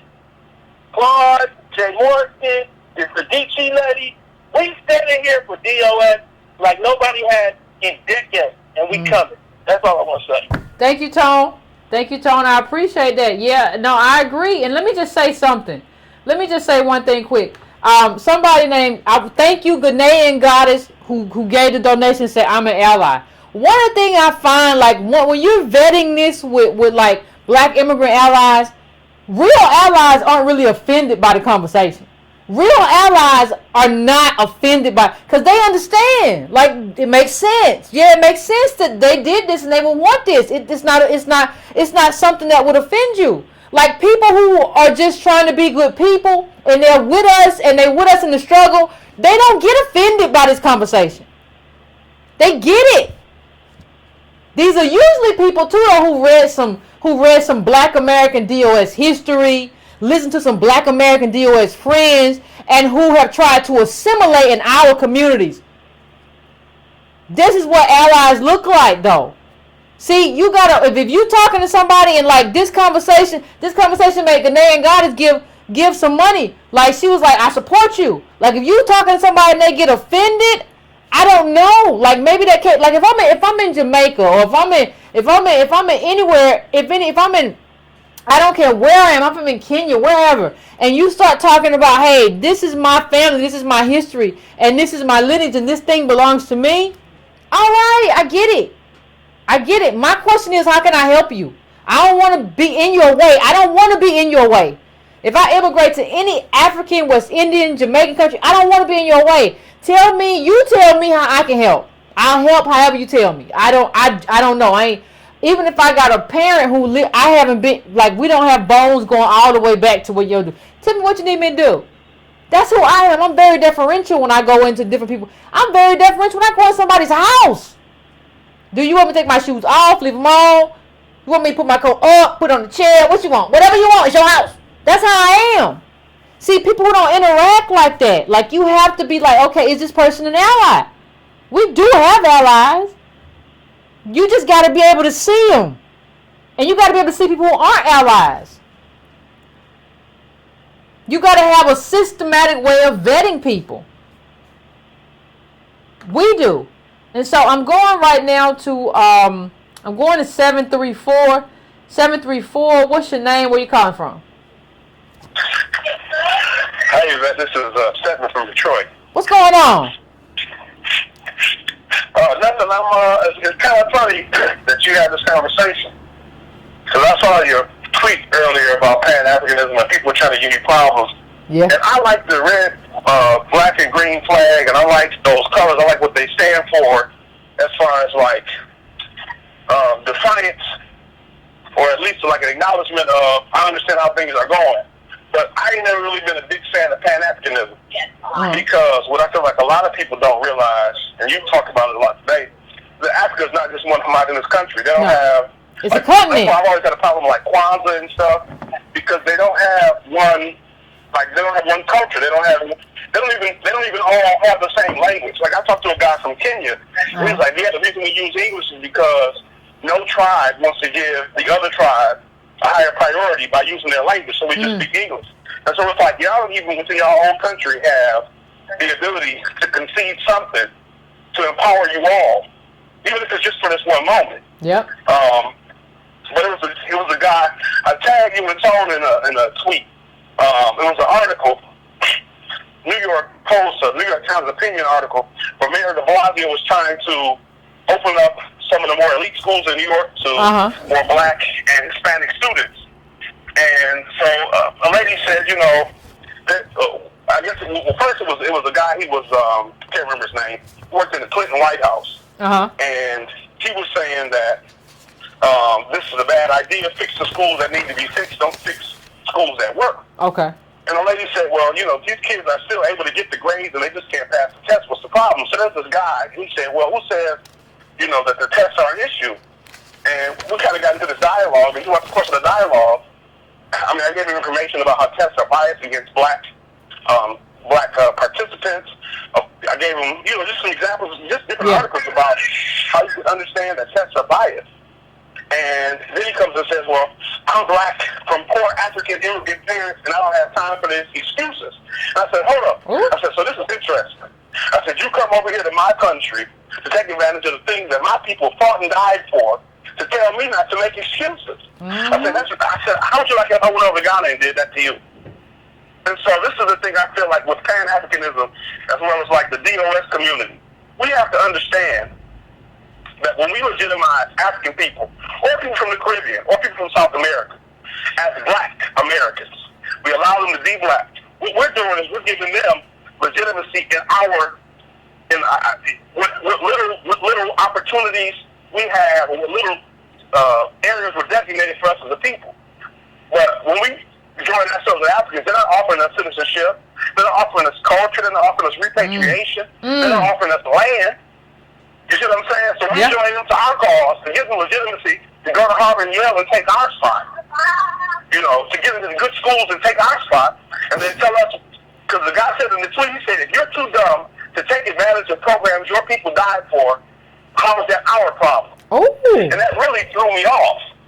You see what I'm saying? Because you go from saying I'm black, from poor immigrant parents to y'all, and y'all are dumb. That ain't Pan-Africanist. That ain't Pan-Africanist when you start talking about y'all and you and why can't you. That's not Pan-Africanist. Right. And like what you're saying, we figure out as a community that we don't have any friends. So we need to work within our own group. And there's still a lot of us that we can't work together even within our group of DOS tribesmen. But we got to figure out, all we got, whichever of us we got. And we got to do something to either try to make a better distinction between African American, African immigrant, or Caribbean immigrant, or South American or Central American immigrant. Because what those numbers, like what y'all talking about, I mean, like I said, I gave this guy information. And so for him to say that, this stuff is still legit, in spite of knowing, like, for example, this is something I found out today. Like with SAT, for example, if black students were answering a question more frequently than white students, they were likely to remove that question from the test. What? Because they wanted it to obviously be more relatable to white students. And so when you see things like that, and you tell me the test is fine, what you're doing is you're being willfully ignorant, or you've sort of entrenched yourself in this idea of white superiority or white supremacy, or taking part in this elite system, that you don't want to be my ally, you don't want to be my friend, you don't want to be my help, you want to be a hindrance. And so like you always say, you're not the kind of African I need to be talking to anyway. I need something African that can't afford to come over here, that can't afford to go to the schools that y'all can go to. Because let me tell you, some of the Africans you talk to in these countries, in these different countries, when you talk to them about people who came over, they'll be like, they're elites. They're the white people of here. Like, they'll tell you, like, we don't know what y'all are doing. We don't know why you see them the way you see them. Like, a lot of times what we don't realize is, not that we don't have allies here, but some of the truest of our allies get stuck back home. They don't get to come here. Right. And that's why I think it was so important that you brought up the thing about Patrice Lumumba, because people like him and Senor in Burkina Faso and Kwame Nkrumah and people like that who are really invested in the struggle for all oppressed people, black people, or anybody who was oppressed on a global scale, sincerely, they was killed. They were killed or they were ran out of power. Mugabe. I mean, you have the U.S. government trying to talk about how he's a dictator and a despot, when the guy in Uganda, I can't remember his name, has got his people in camps, and they're dying, and he's at the White House with Obama, taking pictures with Obama and his wife. Yeah. You see what I'm saying? So it's really just it just shows that we got to be more diligent on looking at stuff on our end, and we got to be more discerning of who we allow to come into our tribe. Who do we let in our group? Yep. Because it can't be everybody. You can't put on our accent and know some of our slang and wear our clothes. To prove yourself. You ain't going in, is you? You ain't saying people be mimicking us, are you? And just mimicking us to get in, like Obama did, doing the pound, and he did this and do a handshake. And Negro, what you doing? You don't get somewhere and sit yourself Right. And down. then when it comes time to pass meaningful legislation, you don't do it. Yep. I mean, just to bring that Obama, to bring it all into this, like I talked to my wife, and I said, if you can't name me 5 programs that Obama did to benefit black people, as quickly as you can name 5 programs that Trump did that you don't like, he didn't do a good enough job. 5 things on the top of your head right now Trump did that you don't like. You can name them off the top of your head. Yeah. But if you can't name 5 things Obama did for black people, he didn't do a good enough job. Didn't do it. And no matter what you say about Trump's policies, no matter what you say about him as a person or a president, he did what he said he was going to do for the people he said he was going to do it for. Yeah. That's what you're looking for in a politician. But, you know, I don't But he's snatching people. I know you talk a lot. I don't want to talk a lot. I appreciate you, Carla, but no, you're right. Like people, like even people who are being like, well, Trump promised to build a wall, but he ain't building a wall, so he lied. Well, Jeff Sessions is snatching people off the street. Like, you don't understand. Yeah, there's no wall, but like the people who voted for Trump to build a wall were voting for reduced immigration levels. And they got that with Jeff Sessions. Don't you understand that you got nothing or virtually nothing with this dude? You got marginal victories. Trump is giving people like tax cuts, all kinds of Jeff Sessions, whatever he want to do. He's just doing whatever he want to do. Your guy was like, well, better is good. If we can get some better, a little bit better, I'm the smartest guy in the room, Barack Obama. Like, that's who you voted for. And I voted for Barack Obama in 2008, not his re-election, but I voted for him. So I understand all of this because I've been wrong on everything. Like, at some point, immigration, like black immigrants, helped everybody to get whatever they got to do, get here. I've been wrong too. You just got to come out of it. You can't have any kind of regret for it. When you know better, you do better. Are you going to do better? Are you going to do better? That's the question. Anyway, I'm going to the next call. I'm going to 347. I'm coming to you. What's your name and where you calling from? Hey, Yvette, how you doing, sister? I'm doing pretty good. How are you? Yeah, this is Ray from New York. What's going on? A few things. Let me talk about what I see as the next coming threat to American DOS, and that is the political infiltration of people who have melanin like us. If you notice something, particularly like on left-leaning television shows like MSNBC, half of the black people that they have on those shows are not black Americans. That's true. And what I've come to understand is that the reason why the political left like these black immigrants is because they have no loyalty to the politics of black power. Because they have no blood. They have no blood equity. Blood equity. Say that one more. Blood equity. They have no blood equity. They have sweat equity because, you know, they've worked hard or whatever, but they have no blood equity. And as a result, they have no loyalty towards the politics that involves empowering black folks. They're only interested in their individual interest as a handful of people because there's only a handful of them. And one thing that I'm concerned about is these immigrants changing their last names the way Jews did, the way Sephardic Jews did. And I predict that they will start changing their last names, doing things like joining the Congressional Black Caucus as congressional staffers, and then they're going to start running for political office. You know, this is very disturbing to me because what's at stake here, and let me just say this and just be brutally honest. If a group of aliens from another world came to this planet and looked at the last 300 years of history and said, who were the MVP of the black race, it would be black Americans. We are the vanguards of the black race. End of discussion. And Trump was right. I've been to Africa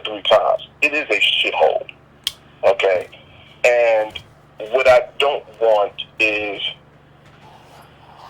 them to start infusing their But see, politics. let me interrupt you. Let me interrupt you one time, Colin. Like, part of the reason that it is Africa is the way it is, because it's been plundered, right? Like, it's been plundered by European interests. Like, they have stolen, they have extricated, Right. and the problem that I have, and I'm not saying that anybody who lives in an African country who that has happened to your country, like Europe has come in and just stolen from you. I think you should try to get that back in terms of reparations from whatever country that colonized you. I totally 100% agree with you. However, there are cultural strains within that populace that doesn't lend well for efficient governance. Something that we African Americans have learned over our sojourn in this country. Okay? And it's very important that we protect our interests because of our identity and what we went through and our blood equity in this land. And I'll leave you at that, sister. Thank you. I appreciate it. Yeah, thank you. I appreciate it. I mean, there's no way, like, to me, the whole thing with Trump, like, nobody ever asked Trump the right question. Like, when he says Africa, all these countries are asshole, like, and I feel the same way about Black America. Like, when he says, like, what do you have to lose? I would have said, we don't, like, nothing, but what are you going to do? Like, I agree that we're poor, you're right, but what are you going to do? What are your policies? And the same way when he says, well, like, all these countries are assholes, I feel like people should have said, yeah, because you've stolen everything. So what is the West, not just America, what is the West going to do about that? Like, I don't feel like anybody addressed that right, but just be like, no, there ain't no asshole. You ain't got no paved roads and all kind of stuff. You got all kind of third world madness going on. Just say the real thing. Like, what are you going to do about it? Because you were part of, you were a big part of what caused it. What are you going to do about it? Nobody is addressing this right. Like, if you come in and plunder it, I'm not going to be like if you come in my house and steal all my shoes, when I come outside barefoot and you be like, Yvette, your toes, I'm not going to be like, no, my toes ain't out. I'm going to be like, well, you stole my shoes. Where my shoes at? I mean, nobody's just, like, addressing, like, the basic reality. And the basic reality of, like, in America, we're 14% Black American DOS. We're 14% Native Black people. We're 14% of the population. Nobody is addressing the fact that if you have a homeland, that means you get to come here and eat the fruit and not bear the cost. We don't have a homeland. So I need all the fruit. You can't have the fruit. Since I don't have a homeland, I have to live in this country. Somebody said America's toxic. I'm not saying I don't necessarily disagree all the time. Right? But, like, I have to live here. So if America's like, it's like if you have to drink toxic water, sometimes the last thing that you need, like, you at least need something to purify yourself. You don't have to like a DJ. She doesn't have to drink toxic water. She can go back over here and drink fresh water and be a member of an elite group. So you don't need my water. You leave my water alone. You go over there when you need water. You go get your water at your house, not in my house. That's all I'm saying. Like, I have to stay here. You don't have. You can go and come. You're transient. You're global. Pop. You go do that. I can't. So I need my water. That's all I'm saying. So I'm going to 404. What's your name? Where you calling from? Hi, Yvette. Good evening. This is Dawn from Atlanta. Hey, what's going on? Just want to say, great conversation tonight. Thank you. I wanted to agree. A couple of the callers actually kind of made some of my points. But I remember my mom was very active in the Pan-Africanism movement, and I have a picture of me with a red, black, and green flag.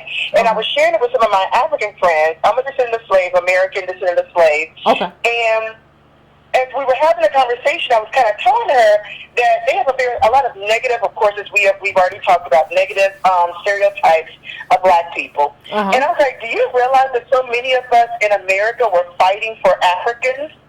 Specifically, what I remember a lot was the whole apartheid, South Africa, Sun City. I remember Stevie Wonder. So just growing up, I always, in my household, we talked a lot about the oppressed condition of all blacks, South America, and the Caribbean, and Africa. So what's interesting is that, I don't know if part of it is education. I don't think they realize how far advanced we are as American blacks, descendants of slaves, because we were fighting for everybody else. I don't know if anybody else in South America, Africa, or in the Caribbean that understood the condition of everyone and was actively marching and protesting and fighting for all of us. Yeah, because the thing is, there was a moment that, like, what people understand, like, the people who talk to me about Pan-Africanism, there was a moment. Socialism was on the rise. Colonialism was being run out of the continent of Africa. There was a moment, and Malcolm X and a lot of people tried to capitalize on that moment. I don't think people understand, though, that, like, moments change. You can't keep talking about, well, Yvette, you should read Nkrumah. You should read Kwame Nkrumah. You should really go back and read Stokely Carmichael. I read all of that. My major was political science at Howard University. I read all of that. Like, that was good for the moment. It's not good for this moment. So, but go ahead, what you're saying. I agree. Yeah, no, I absolutely agree, but it's going back to the history of them kind of understanding. My second point was we were talking about the tribalism, and that is really my biggest fear. So when Tone was talking about the African editor and the lady writing the piece and just all of these opinions that are coming from non-descendant of slaves in America, Yeah. I really fear that tribalism from Africa, because I believe that is vicious. And I think you showed a picture a little earlier of the South Africans fighting, I guess, Nigerians, fighting each other. They were fighting everybody. It was Zimbabweans. They were fighting anybody who was there. You talking about this? Yeah. Exactly. So, but I think that what a lot of Africans from all of the 54 countries, they won't really admit is that they can be super vicious, and that tribalism is serious. So if they get in power here, as the callers before me have said, even if it's a political office, as writers, I believe we will become those cockroaches. You know, when I think of Rwanda and the genocide. Yeah, cut the tall trees. What, honey? Cut the tall trees. Say that again? I'm sorry, I missed it. No, I said in Rwanda was cut the tall trees. That was a signal for genocide. Like, kill them all was cut the tall trees. Yes, I'm sorry, I missed it, yes. And so for me, I think that we really have to be hyper alert, because those are signals. So when Tone says, you know, we can't stand for it, we have to address all issues. We've got to educate descendants of slaves. We do have culture. I think the blood equity with the caller before we talked about, hey, we really are the MVP. Because again, I mean, I just have to repeat to a lot of my Caribbean and African friends, do understand, you have not made a place for me in your country. We were able to make a place for you here. So be very clear. Say, no, hold on, caller. Say that again. You were not able to make a place for me in your country, but we made a place for you here. Absolutely. And I remind them on a regular basis, but I think, exactly what you're doing, we have to educate the citizen of slaves. Don't bow down when they say we have more culture, we have this. Sweetie, listen, I'm not putting you down, but stop putting me down, because understand where you are. And I think that's the beginning of, just having some pride and understanding what we've actually accomplished. And just being very aware that, although there are a lot of things I like about a lot of my African friends, but they are very tribal, and that terrifies me, that I can absolutely see them turning on us. And absolutely saying, take them out. We got this. So, that's very kind of, I forget his name that calls in. He says he's he always calls in, he says he's a pessimist, a fatalist. Yeah, a fatalist. So I know that's Alexander. That's Alexander. Yeah, Alexander, but I really believe that we've got to be very careful because of their tradition, because they will turn on you and they will click up and they will come after you, that we have to be very, very careful exactly what you say about making sure we are clear about who our allies are. And, as the caller before, we've got to ask more questions. We really have got, I don't know if we come up with a sheet, a list of questions to hold people accountable. We really need to understand where people are coming from and where they stand when it comes to descendant of slaves and what they're willing to do, what tribe they're in, if you want to call it that. What tribe are you in? So that's all I have to say. Great show tonight. Thank you. I appreciate it. And thank you, 10 minutes for the donation. I appreciate that too. Let me just, I've shared this story before, but I had a really bad experience at the airport. And like, this comes from somebody who I've helped Africans out. In my 20s, I was Pan-Africanist doing all kind of weird stuff. And we all have, because we all got confused. But like, I had a bad experience at the airport. I really did. I was like flying Southwest, and I normally don't fly. I normally fly Delta just because Delta runs Hartsfield in Atlanta. They just run everything. So I just go there because they run everything. They're the bully. So, but I was flying Southwest, and Southwest has a different seating that I'm used to. Like, you seat by group C, group B, and I think I was in group C, but I was like group C10 or something, and he was only calling group C9. I don't know what it was, but it was the earlier group C or some weirdness that was going on in terms of how Southwest. But anyway, so I was in the wrong line. I was in C, but I wasn't the number C I was supposed to be in. But I don't normally fly there. I wasn't trying to cheat to get in. I fly with a backpack. It's going to go in or it's going to get checked, and I'm not time sensitive. I fly in early enough that I can do whatever I got to do. It's not a big deal for me. I'm not stressed. So when I get to the African guy, I could tell by his accent when I get up close. He's loud. He's like, "We haven't called your group. Get to the back of the line," or whatever, with a thick accent. And I'm just like, what's going on?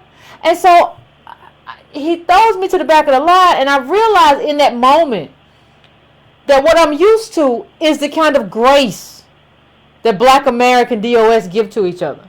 Like, you can be in a line somewhere and a black woman be like, "Oh girl, don't worry about it," and a black man be like, "Nah, sis, it's all good." And we kind of extend a certain grace to each other. There's a certain kinship among Black American DOS because we kind of understand. I didn't feel any of that from him.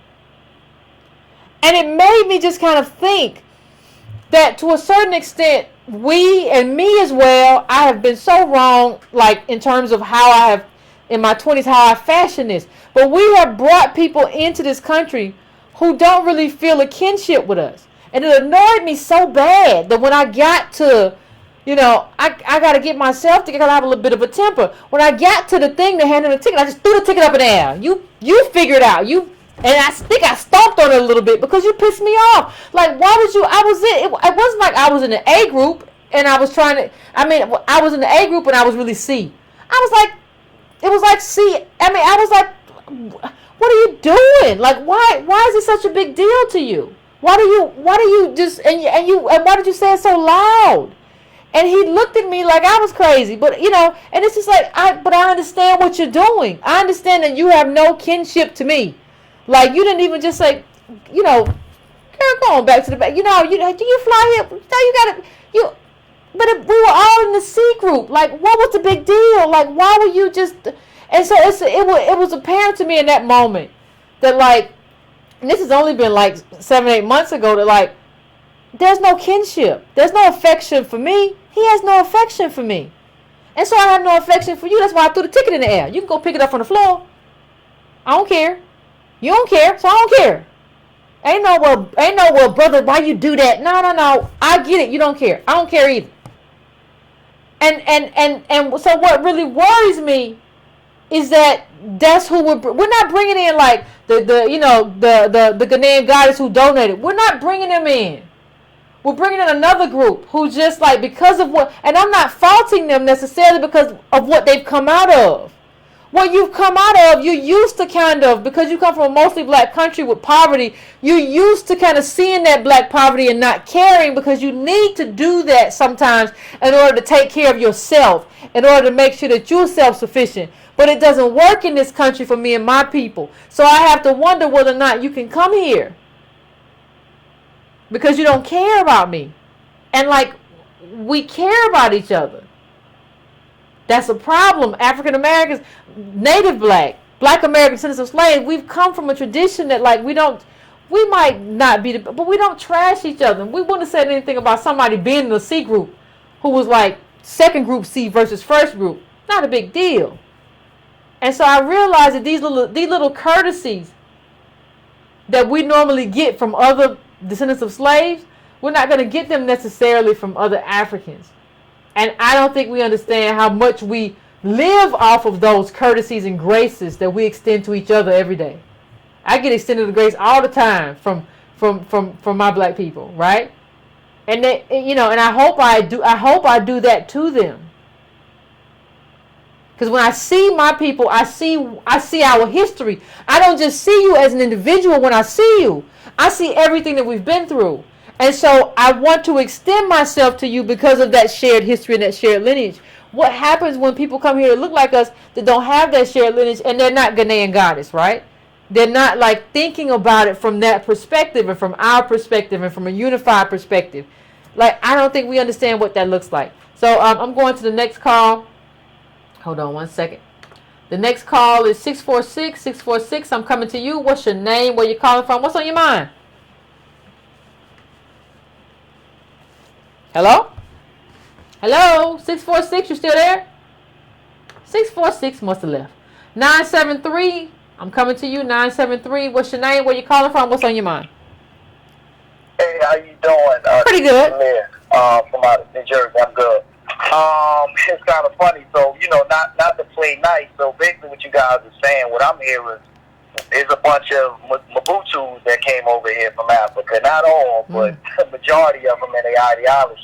Oh. And I have a story. I was going to Essex County College, and I was in a classroom full of basically all black women with a African professor. So this was a health class, but some way, somehow, we diverted into him talking about how sorry black men are and how, we can't always blame the white man. What? So I'm the only black American in this class, and he's kind of pandering to black women. So I said, sir, where you from? He said, some country in Africa. I said, you guys not doing too well over there. So what's the issue with you guys? Because there's nothing but y'all over there. Well, the white man, I said, whoa. You get to blame the white man, but when we talk about the oppression of the white man is the issue, shut him down.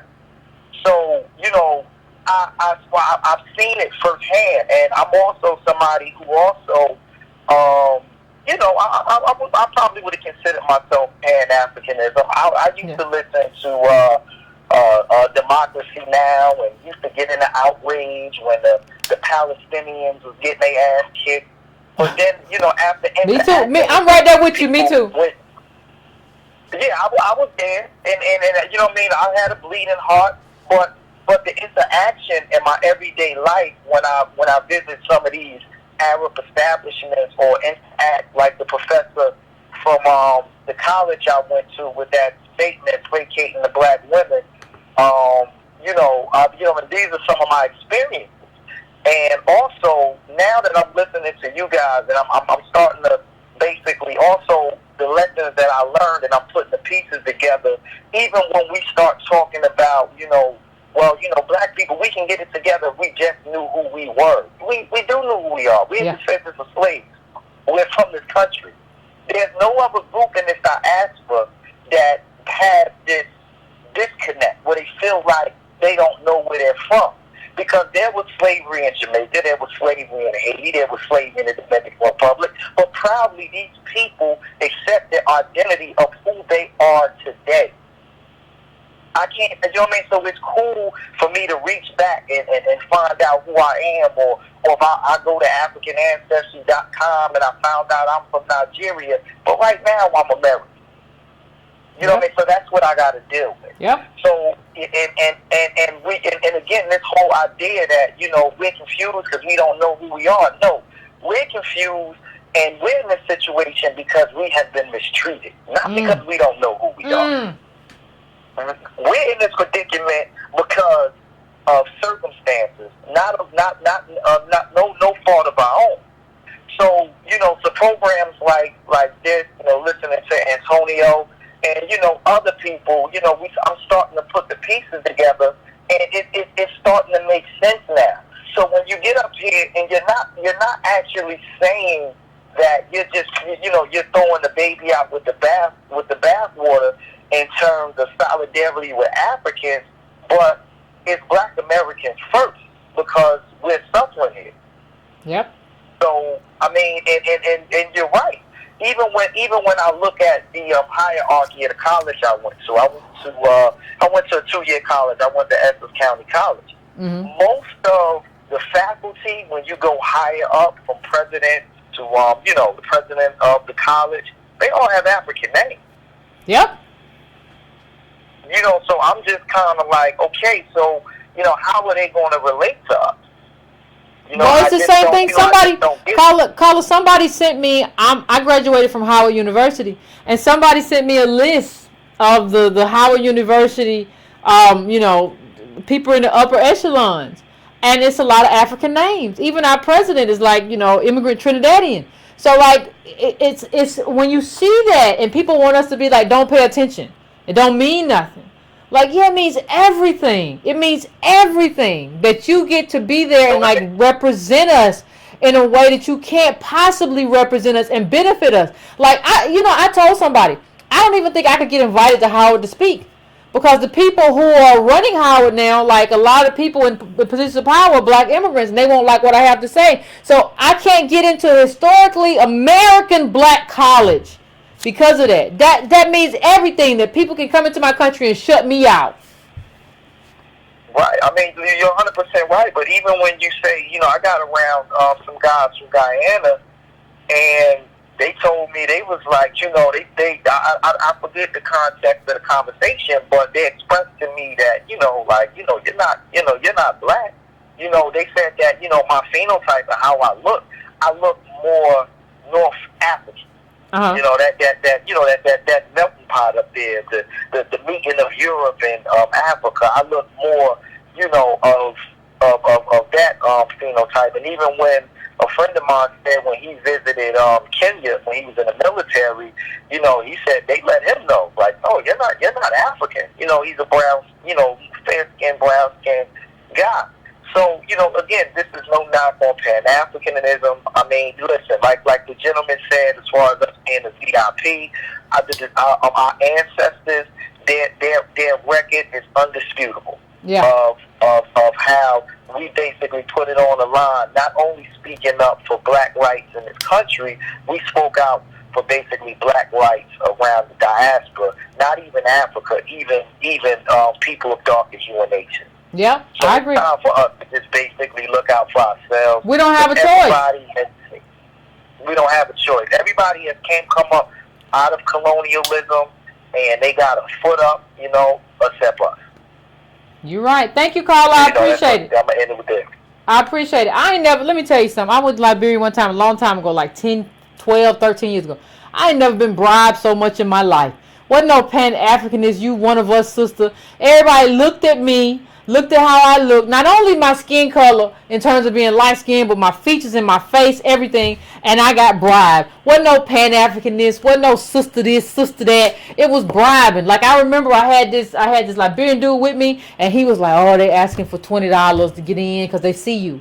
And so we started having to go around, like, he having to, like, go and do stuff and then bring me in because they see me, they going to bribe me. That's your Pan-Africanism. And they come from us. It's Liberia. Give me a break, man. With all this stuff, man. Y'all bribe me like crazy. You know how many people came there? And with people that came on the same trip and they had rocks in their bag, that these people had stolen their clothes out of their bags. Now, I'm not even saying anything. Y'all desperate, y'all poor, whatever. But I don't see how we the same when you stealing my clothes. My clothes were still in there. But my clothes were swifty. But I'm just saying, like, I've never been like, when we got on the plane, it was a bribe. Getting to the bank was a bribe. Everything was a bribe. It wasn't like, it wasn't no, I mean, it was like, there were people there who were absolutely like, Liberia, we love America. They didn't say we love Yvette. They didn't say we love Black America. You know what they called me? They called me George Bush, because I went through an era of George W. Bush. They called me George Bush. Some people call me Yankee. Like, I was seen as identifiably American. That's what I was seen as. So how do I get to come back here and say that's not what I am? No, it is what I am. And it's how I'm seen. Like, I got to own it. So I'm going to the next caller. The next caller is 718. 718, I'm coming to you. What's your name? Where you calling from? What's on your mind? Hey, good evening, Yvette. This is 88 out of the chat. I called one time before. I'm calling from Jersey City, New Jersey. Really, really great show. Once again, I had to call in because I'm just returning from my 9th and 10th country visiting on the continent of Africa. I just got back from Ethiopia and South Africa. So there's a couple of things that I see.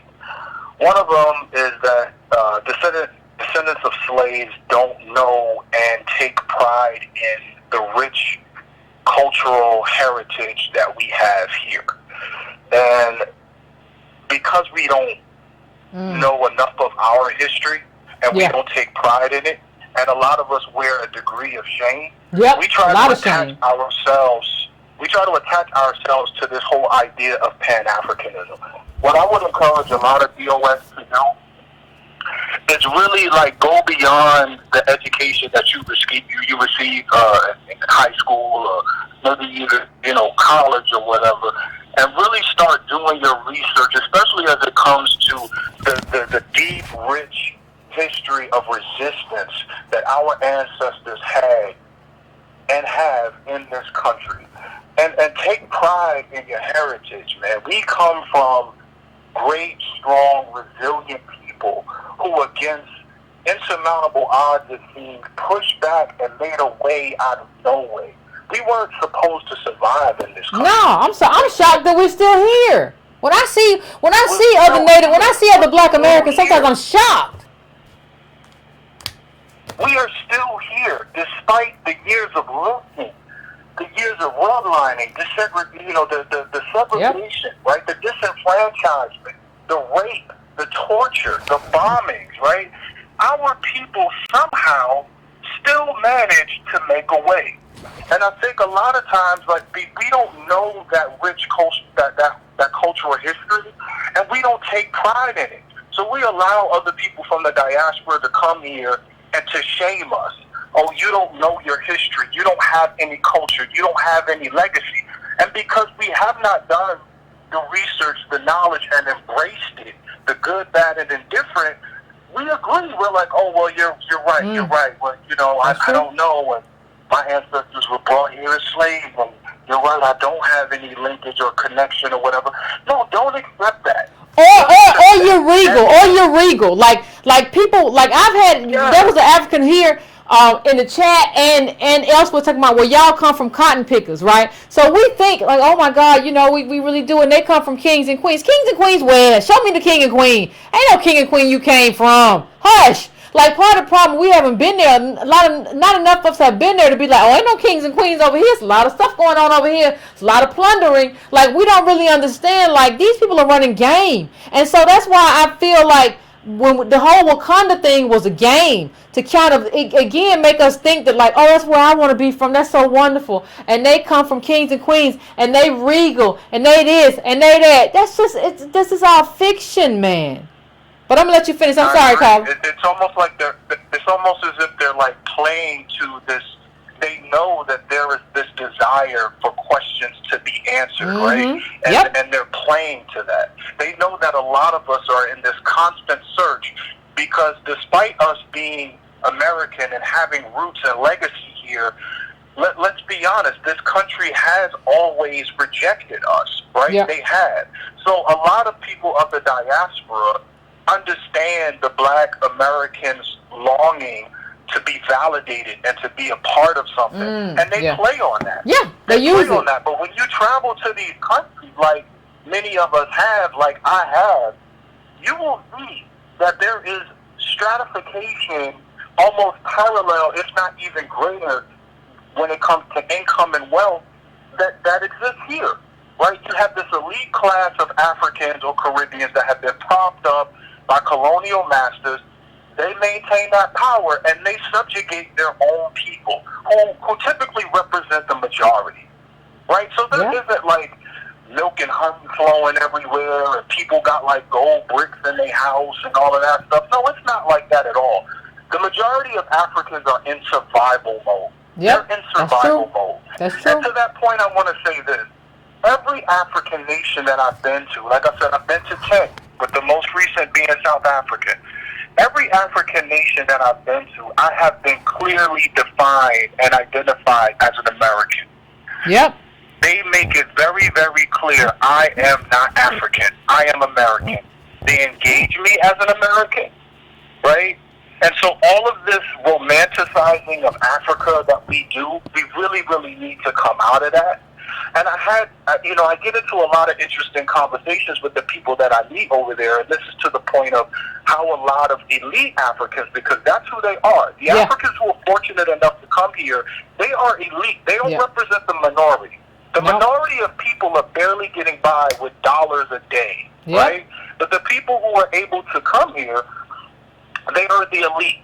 And so I've had conversations with them, and it's kind of like, well, you're coming and you're still in our legacy and so on and so forth. And, like, whatever happened to this idea of Pan-Africanism and yada, yada, yada. And so the attitude really is because of European and American colonialism, even Arab colonialism, a lot of continental Africans and people of the Caribbean that I've met felt like these areas, America, Europe, whatever, they owe them because they have come and plundered their country.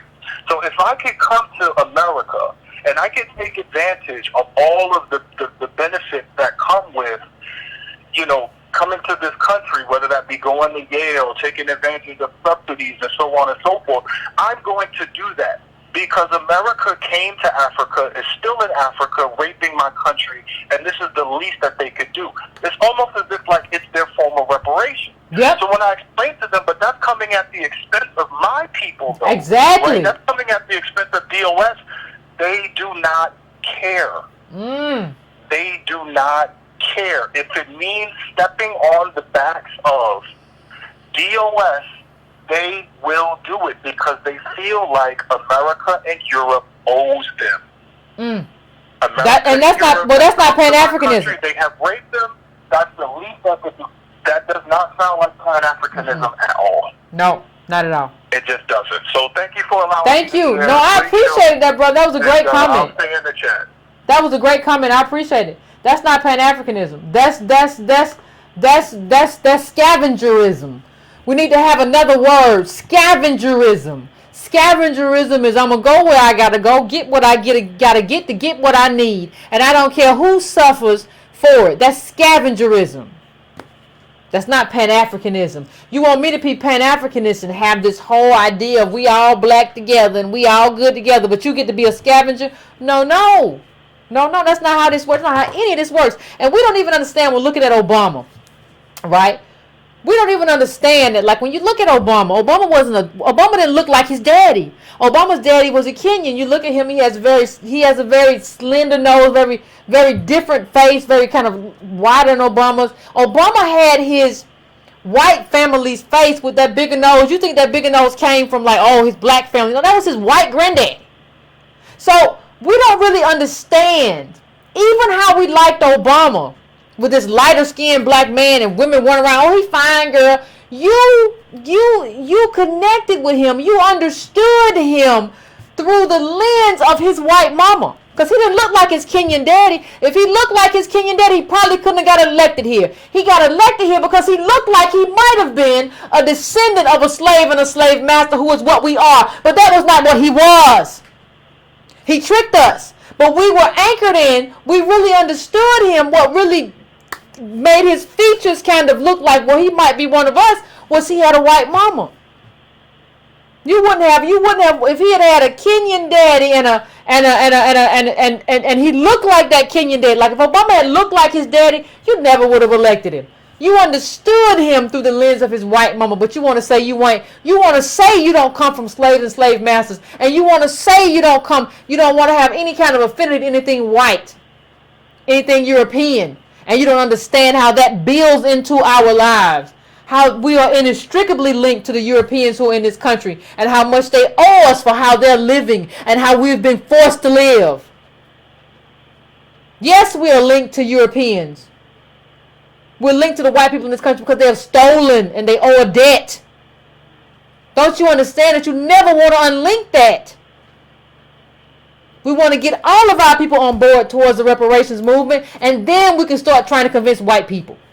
But I can't convince white people. I can't get my people on board. You got like 30% of black people who are like, no, I don't think we need reparations. I'll be all right. Based on what? People got dynasty trust, and you talking about you going to be all right. And even when you do your ancestry, people do our ancestry, so that's my home. Oh, I see. I'm from Benin. That's my home. Now I see. They were great orators. No, you're not looking at your home. You're looking at who sold you. You want to go back there? I think they make great bowls. Chairs, too. You want to go back there and make a chair? You want to go back to the people who sold you? Home is not who sold you. This is home now. It don't mean it's a good home. Like, we get confused. It's not a good home. It's an abusive home. An abusive home is still home. Understand that. I'm going to go to the next caller. The next caller, 617. 617, I'm coming to you. What's your name? Where you calling from? What's on your mind? Hey, Yvette, it's Reggie from Boston. What's going on, Reggie? What's on your mind? Oh, y'all are really on fire tonight. I'm hearing so many powerful things. Like you said, people come to America to sharpen their knives. That's the truth. Put that on a T-shirt. The guy talked about having blood equity. That was deep. The sister talking about, we built a place for you while you didn't build a place for me. That was deep. Like, understand how powerful that sounds. We're 14% of the population, yet we move the needle in the most powerful country in the world to create an atmosphere for them to come here. Absolutely. You're over there where everybody's black. I can't get dual citizenship, right of return. I can't get nothing. Absolutely. We can't even have the conversation. I think that's crazy. But, just in terms of the discussion we're having tonight, I think we're seeing a lot of people in the diaspora starting to unravel with all of these articles coming out and these conversations that are being had.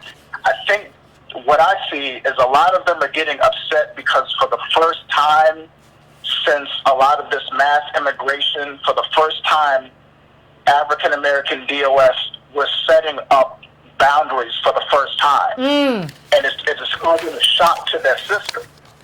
It's like they're used to running over us or insinuating themselves, into our culture. You look all over the diaspora. Everybody's taking on our mannerisms in terms of dress and language, and everybody's a rapper. You go all over the diaspora, everybody's rapping. But we're now setting up boundaries, the same boundaries they set up, because you understand with a group or a tribe that it's like you always say, it's not only inclusive, it's exclusive to everybody who's not in the group. So now that we're doing that, they're starting to unravel. They're like, where do I fit now? But I think a lot of it has to do is because at this point, as we create these boundaries, they can no longer capitalize off our moral authority in this country. In the same way that the Democrats need the black friend, and then the Republicans and conservatives need the black friend, the Latinos need the black friend. They want to attach themselves to us because we've been on the right side of history every single time in terms of moral authority. Yeah. Whether you're talking about freedom or suffrage, or like the sister was saying, how we're looking at the entire globe. We don't want any black people anywhere oppressed. We're fighting for everybody, and nobody's fighting for us. So if you can't capitalize off that moral authority, you're forced to stand on your own. So what does that look like when you take me out of that picture? Absolutely. And like you said, they come from the elite classes. So if we take away that moral authority from some of these people, they have to wrestle with their own complicity in the oppression of African people in the same way that white people have to do here. Yep. So you have to ask, like, okay, so where did your degree come from? You're coming over here, 30% if you have degrees, and less than 5% have it in your own country. What has that elite group been doing over there? Yeah, and why ain't you fighting? Because we fought here. We fought here to make a, and that made a place for you here. Why aren't you fighting in your country though? Exactly. It's like you have to tell, like, what was your class position in your country of origin? It's like you come over here and say, oh, I didn't have nothing. I started from the bottom. You know, my mama had to do this and clean houses and this and that, and I was called black too. But when you hear them talk about the black experience, it's reduced to an offense as opposed to how you're positioned in society. And when you have it's individual versus systemic, right, Reggie? Like, we're talking about systemic, built-in failure. You're talking about, like, Obama treated us. Obama said I couldn't catch a cab. Like, when I look back on life, Reggie, one of the things that really pisses me off is that Obama got to stand on that bridge in Selma and say that you can't tell me that I don't own this bridge too. Somebody should have snatched him off that bridge and said, no, you don't. You do not own this bridge. We fought for this bridge. You don't get to come in here with a white parent and a Kenyan parent and say, I own this bridge too. Exactly. And what's happening is it's the pushback against Pan-Africanism, because I about 90% agree with you that Pan-Africanism is dead. Like the caller said before, we're the ones who are reaching out to the diaspora, and the diaspora isn't reaching back. When they're reaching back, it's under the guise of solidarity, but it's just to take our stuff. Yeah.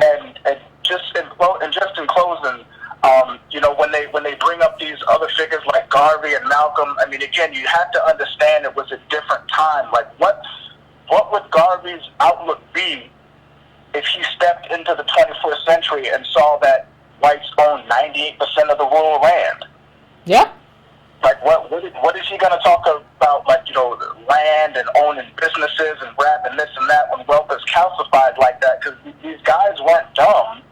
They understood the landscape in which they lived, and that formed how they shaped their politics for that time. Yeah. I seriously doubt that, Malcolm would be moving how he was moving if he saw how Africa was moving today.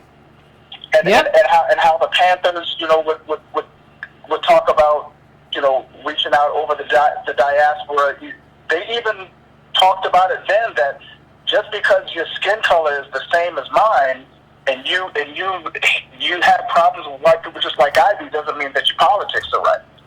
So yeah, we really got to get it together. Like you said, it's really dead in that sense that I feel like DOS are really the only Pan-Africans out here that have been that consistently. Yeah. And that's the problem. If you want Pan-Africanism, like you said, the door got to swing both ways.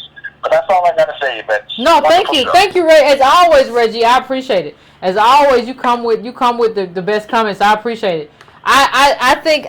Listen, I'm just gonna be honest with you. I appreciate everybody's culture. I'll come and visit you in your culture or whatever, and it'll be great. But I need you to understand one thing.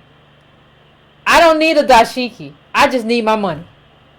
I'm perfectly happy with my jeans and my t-shirt. I'm perfectly happy with how I look in America and what I'm doing and the people around me and my Black American community. I'm happy with all of that. I just need my money. I don't need to feel regal or feel like I come from kings and queens. Or I don't need your whatever God you have. I don't need none of that. I just need the money that America owes me. So I ain't trying to go back nowhere. I ain't trying to get no spiritual uplift. No, I just need the money. And I'll be all right. Then I can go and have stability in this country and express that stability through my politics and my family. That's what I need. I don't need all the other stuff everybody's talking about, this weird stuff. It's just weird to me. 240, I'm coming to you. 240, what's your name? Where you calling from? And what's on your mind? How you doing, Sister Yvette? I'm pretty good. How about you? From the DMV. What's going on? How you doing? I'm pretty good. I can't complain. Lady, everything. I just quick bit of history for everybody. That in 1885, Europeans had met up at the infamous Berlin conference, and they actually divided up the continent of Africa because it was easy to do, relatively speaking. And why is that? People want to know. It's because Africa has 3,000 distinct ethnic groups. That's a lot of ethnic groups. And there's 2,000 different languages, or more than 2,000 different languages in Africa. So we're not talking about a group that is universal and we or unified, in any way. They're unified, exactly. So it's easy to come in and divide up 3,000 different distinct groups of people. And people that really don't seem to understand that. I was looking at a show on the YouTube, and the gentleman they were talking about women's body shaming or women getting different kind of body enhancements. There was 4 African-American men, descendants of slaves, and it was 1 African, a doctor, or it was a woman. Okay. And I'm like, well, she was talking, and it just tickled me on the show. I'm like, well, why would they have her? Because they were talking about, well, what is going on in the minds of black women? And I'm like, you can't call her the same as me. Yeah, she was like, well, unlike American women, I was raised with a dad. I said, well, I was too. But then she says that, this is me talking in my head. And she was saying, well, we had a driver. I went to private school, and I decided to come to America and continue my education. Immediately I went to think, well, how many scholarships of a descendant of American black person did she pull to get her free education when she did come over here, or something along those lines? But she was sitting there trying to say, well, unlike American women, you guys have a certain mindset. A lot of you aren't raised with your dad. And I'm like, okay, but you're here. You're not in your native country. Yeah. Trying to make that better. You're here eating up all the fruit, vegetables, and meat. You're sitting here getting full off of our suffering. So what I wanted to tell a lot of the listeners is that we got BC. Instead of bread and circuses from television that we usually get, we need to have boundaries and consequences. Boundaries and consequences. Come in and try to eat. Boundaries and consequences. They eating up all the meat and vegetables and leaving us a dirty M&M. That ain't right. That ain't right. That ain't never gonna be right. There it is, sis. And one thing I wanted to say, Yvette, sure. Breaking Brown. I refer people. If I get into it, I say, look, you need to be educated. Go look at some of the past shows of Politics 101 for Breaking Brown. Thank you, fam. Politics 101. We on 102 now. Thank you, fam. We on 102 now. We can't spend time with you. They gotta hear something at least 3 times. So yeah, boom, boom, boom, boom. We hit them with it. It's necessary, significant, important, and needed. Thank you, fam. You continue to have a good night. And you too. I appreciate them kind words. Y'all gonna get me to blushing on here. I appreciate that. One of the things I want to say in terms of, like, I talked about scavengerism versus Pan-Africanism, and one of the things that I wanted to bring up is that, in terms of, like, just like in Nigeria, a visa, like, it's a developing country, but they get they get 2 years here. It's not even like, if you look at what we get if we go to Nigeria, like, and what they get, they don't even make a space for us. Like, I don't even think people understand, like, how people call themselves. You be African and you call yourself a Nigerian while eating everything here, and your entire legacy is like Black American descendant of slaves. We don't have tribes. I see all these people talking about tribes and ethnicity. We don't have that. We're just descendants of slaves, Black American. Like, we don't understand what a huge difference that is. We never set up tribes. We're just together. So they looking at you like, well, you're not a part of my tribe. We never set up tribes. We see them as like, come on in, family. They see you as like, you're not Yoruba.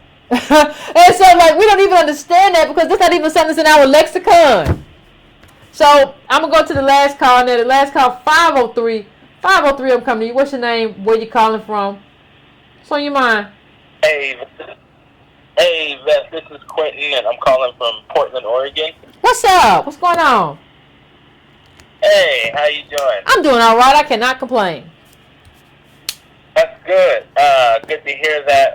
I just wanted to say thank you so much for being bold and unapologetic and taking on, having those tough conversations, asking the tough questions, and, you stand strong on what you know is right, even in the face of people, taking personal jabs and attacks at you. So I really appreciate and respect you.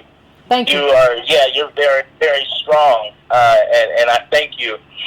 And, when I hear you make these arguments about Pan-Africanism and different things like that, when I first heard you start talking about that, like when you talked about, what happened with Lovey and how African and Caribbean immigrants masked our failure, it just blinded me like it was the truth. Like Malcolm said when he came into contact with Islam and different things like that, how it blinded him like it was the truth. But, when I hear these arguments you make, I don't know how anyone could argue. Any Native Black Americans, I don't know how they can sit here and go back and forth. It's like they're brainwashed or something, or like they don't get it. It's very odd to me how they'll stand by it when you're laying out such clear, concise, and straight to the point arguments.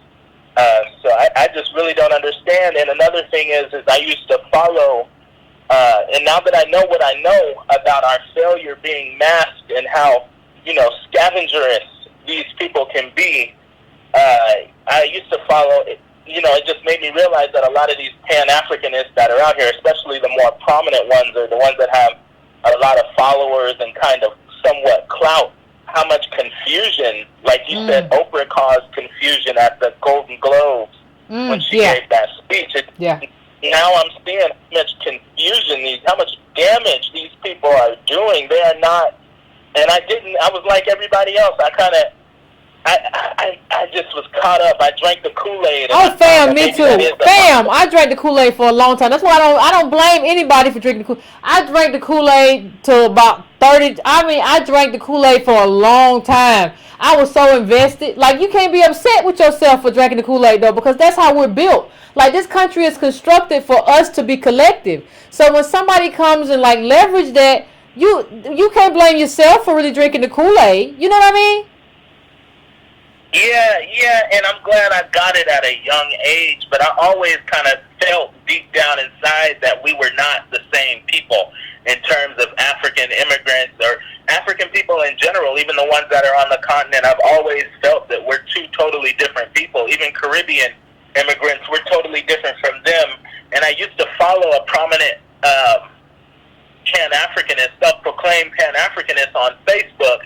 And, now that I've been blinded with the truth and I see what's going on in terms of lineage versus race, I was just laying in bed one night and read one of his Facebook posts, and he brought up social control. So his message kind of aligned with yours in that Black Americans are too busy watching, the NBA Finals and the Tony Awards and, worried about all these other things. But then he started talking. He said we need to be worried about. And he talked about all these things that were going on in Africa and what was going on with the African immigrants in Israel and all these different things that had absolutely nothing to do with me. And it just kind of felt like he was acting like one of those regal African immigrants who shame us. Like, you guys aren't as smart. You guys aren't all. You put all that responsibility on us when we have over 750,000 Black men in prison and jail, incarcerated in the United States. Our families are all torn up. Wealth inequality is at an all-time high. Income inequality is at an all-time high. But you want me to be worried about what's going on way over across the world? Like, that doesn't make any sense. The nerve of you, all you doing is traveling around the world and pointing out all these different artifacts. You're not really doing anything. Must be nice. Must be nice to be able to do that. Yeah. Because let me just say one thing, fam. What we have to understand too is wealth is not just money. Like that is like what we're dealing with here. But wealth is being able to be that dude, and you can go home. Like if America pops off, if you immigrate to this country, I don't care where you're from, whether it's the West Indies, Jamaica, whether it's Ghana, whether it's Benin. If stuff pops off and it gets too hot, even if you come from even if you were not wealthy in that country, you can go home and be like, America done got too hot for me. Like that in and of itself is like something. That is something. We have nowhere to go. We have nowhere to go. And think you're going to go somewhere else you want to. And that Egyptian immigrant who assaulted the black woman at the food cart last week, now he's talking about he's going back to Egypt. He's going back to Egypt now. See, when things get heated and they're in the hot seat and they start to feel that pressure, they're able to pack up and leave, like you stated. Yep. You know, we're stuck here no matter how many police killings, no matter how torn up our families get. And you got all these people talking about the immigrant children being separated from their mothers or from their parents. Where was all this concern about the health of black children when black men were being snatched out of the community and incarcerated? You know what I saw today on the news, fam? I saw them saying that like Jeff Sessions, Justice Department, he's saying that he's not going to accept any more immigrants from countries just because they're fleeing gang violence. Which means that you're fleeing your country because like it's really bad crime. It's a lot of murders and gang violence. And people were saying that's so awful. But I was thinking to myself like, how do people flee the violence in Chicago? How do black people in Chicago dealing with that gang violence flee that gang violence? Like you're so concerned about everybody else and nobody's been concerned about us, but you want us to show up and vote. Like all this time. We're still talking about Trump and Russia, and you're talking about he's a narcissist and Trump is awful and all of this stuff. You're not giving me a reason to vote for you. You're not telling me what you're going to do for me. But you want me to show up. Democrats, y'all gonna have some real problems on a national level when the elections come around because you and these MSNBC and Rachel Maddow and all this garbage and Chris Hayes and all this garbage, Russia 24/7. This is ridiculous. Nobody's talking about how anything's gonna benefit me. But I'm gonna let you finish, fam. I'm sorry. Yeah, they can't tell you that, but as soon as they get in office, I was watching this one thing today, and there was, I think, about 3 black female politicians, and they came out and spoke about, the splitting up of immigrant children from their mothers and fathers. When they try and call, they're more concerned about DACA. That's why I don't vote for black politicians who have DACA and illegal immigration at the top of their list, because they don't say, and not only do they have that at the top of their list, but they simultaneously don't have anything in place for Native Black Americans. So you won't get my vote. I don't support you. I don't care about that issue. I've totally disinvested myself from that issue. When that comes on the news, the only thing I do is compare it to my definition of racism, my definition of my group, what's going on with DOS. That's the only reason why I look at it, is just to see how they humanize them versus how they dehumanize us, and simultaneously took almost all the black men out of the black community through mass incarceration. So I have no kind of feelings about it, really. I'm sorry if that sounds crazy to some people, but I don't. And, back to the kinship thing and how we, as Native Black DOS, extend courtesies to each other. I live in a city where there's a lot of where there's a lot of Africans and African immigrants and different things like that. Mm-hmm. And they don't, when we walk past each other on the street, they don't speak. They don't show any interest in really, sometimes they will, but it's not like how when you see a Native Black brother or sister walking down the street. Yeah, it's not like that. Or when you're in the line at the checkout and how you can start conversing about racism how we're happy to see you in this position. Like you feel that soothing there. You can have those soothing and therapeutic and confidence boosting conversations with one another. With them, it's like they don't want to get to know you. They're here to build for themselves. They're not for us. And that's why I say Pan-Africanism, that makes no sense. And when I saw that Twitter feed where you put up a comment, I can't believe how, a lot of those black men and women on there, it's stupid for you to you've been blinded with the truth and you just want to hold on to this so bad, and Yep. it makes absolutely that they can't make any kind of argument that makes sense about why we should continue to stay in this posture of being Pan-Africanist. It just does not. When you hold it up to what you're talking about, it makes absolutely no sense. When you hold it up to the light. When you hold it up to the light, fam. But thank you calling in, fam. I Yeah. appreciate it. It was a really good comment. I appreciate you calling in. When you hold it up to the light, it don't make sense. And you have to understand, everybody, when you talk about Cubans and when you talk about a lot of these refugees, they get funding. Like they get funding, and you want to talk about how they should continue to get funding, but like, we've been here. We built this country, and like, we're not getting anything, but you want to talk to me about how these groups should continue to get funding? And you want me to vote for you when that's what you stand for? Like, we have to understand, one of the things we have to understand is start to understand, like, what makes sense for us, not what makes sense, you know, for the general population. What makes sense for us? We are the thing underneath the melting pot, right? We are the ashes. We are the thing that burns to keep the melting pot going, but we don't get any of it. We have to start understanding what makes sense for us. If you don't get anything else from this show, you have to understand our self-definition and how we have to start dealing from a perspective of what makes sense for Black American descendants of slaves, us native Black people. What makes sense for us? What policies make sense for us? What postures make sense for us? What alliances make sense for us, right? Because I'm not saying we can't have alliances, but we have to have alliances that prioritize us. So, and I prioritize our interests. So once we define our interests, we have to prioritize those interests in all of our relationships. So we have to prioritize those. If we can be like, well, what about the poor white people? What about the Mexicans? What about what about the no. We will align with any kind of group where our interests, if we get together with you, our interests are met. We got our interests, and if we do this with them, we're going to get XYZ. That's great. That's politics. But you don't get to be just out here scattered and confused while you take care of you. That's not how any of this works. So I want to thank everybody. We had 2 minutes and 22 seconds. So I want to thank everybody who called in. If I didn't get to you, I apologize from the depths of my heart. Please blame my head and my time.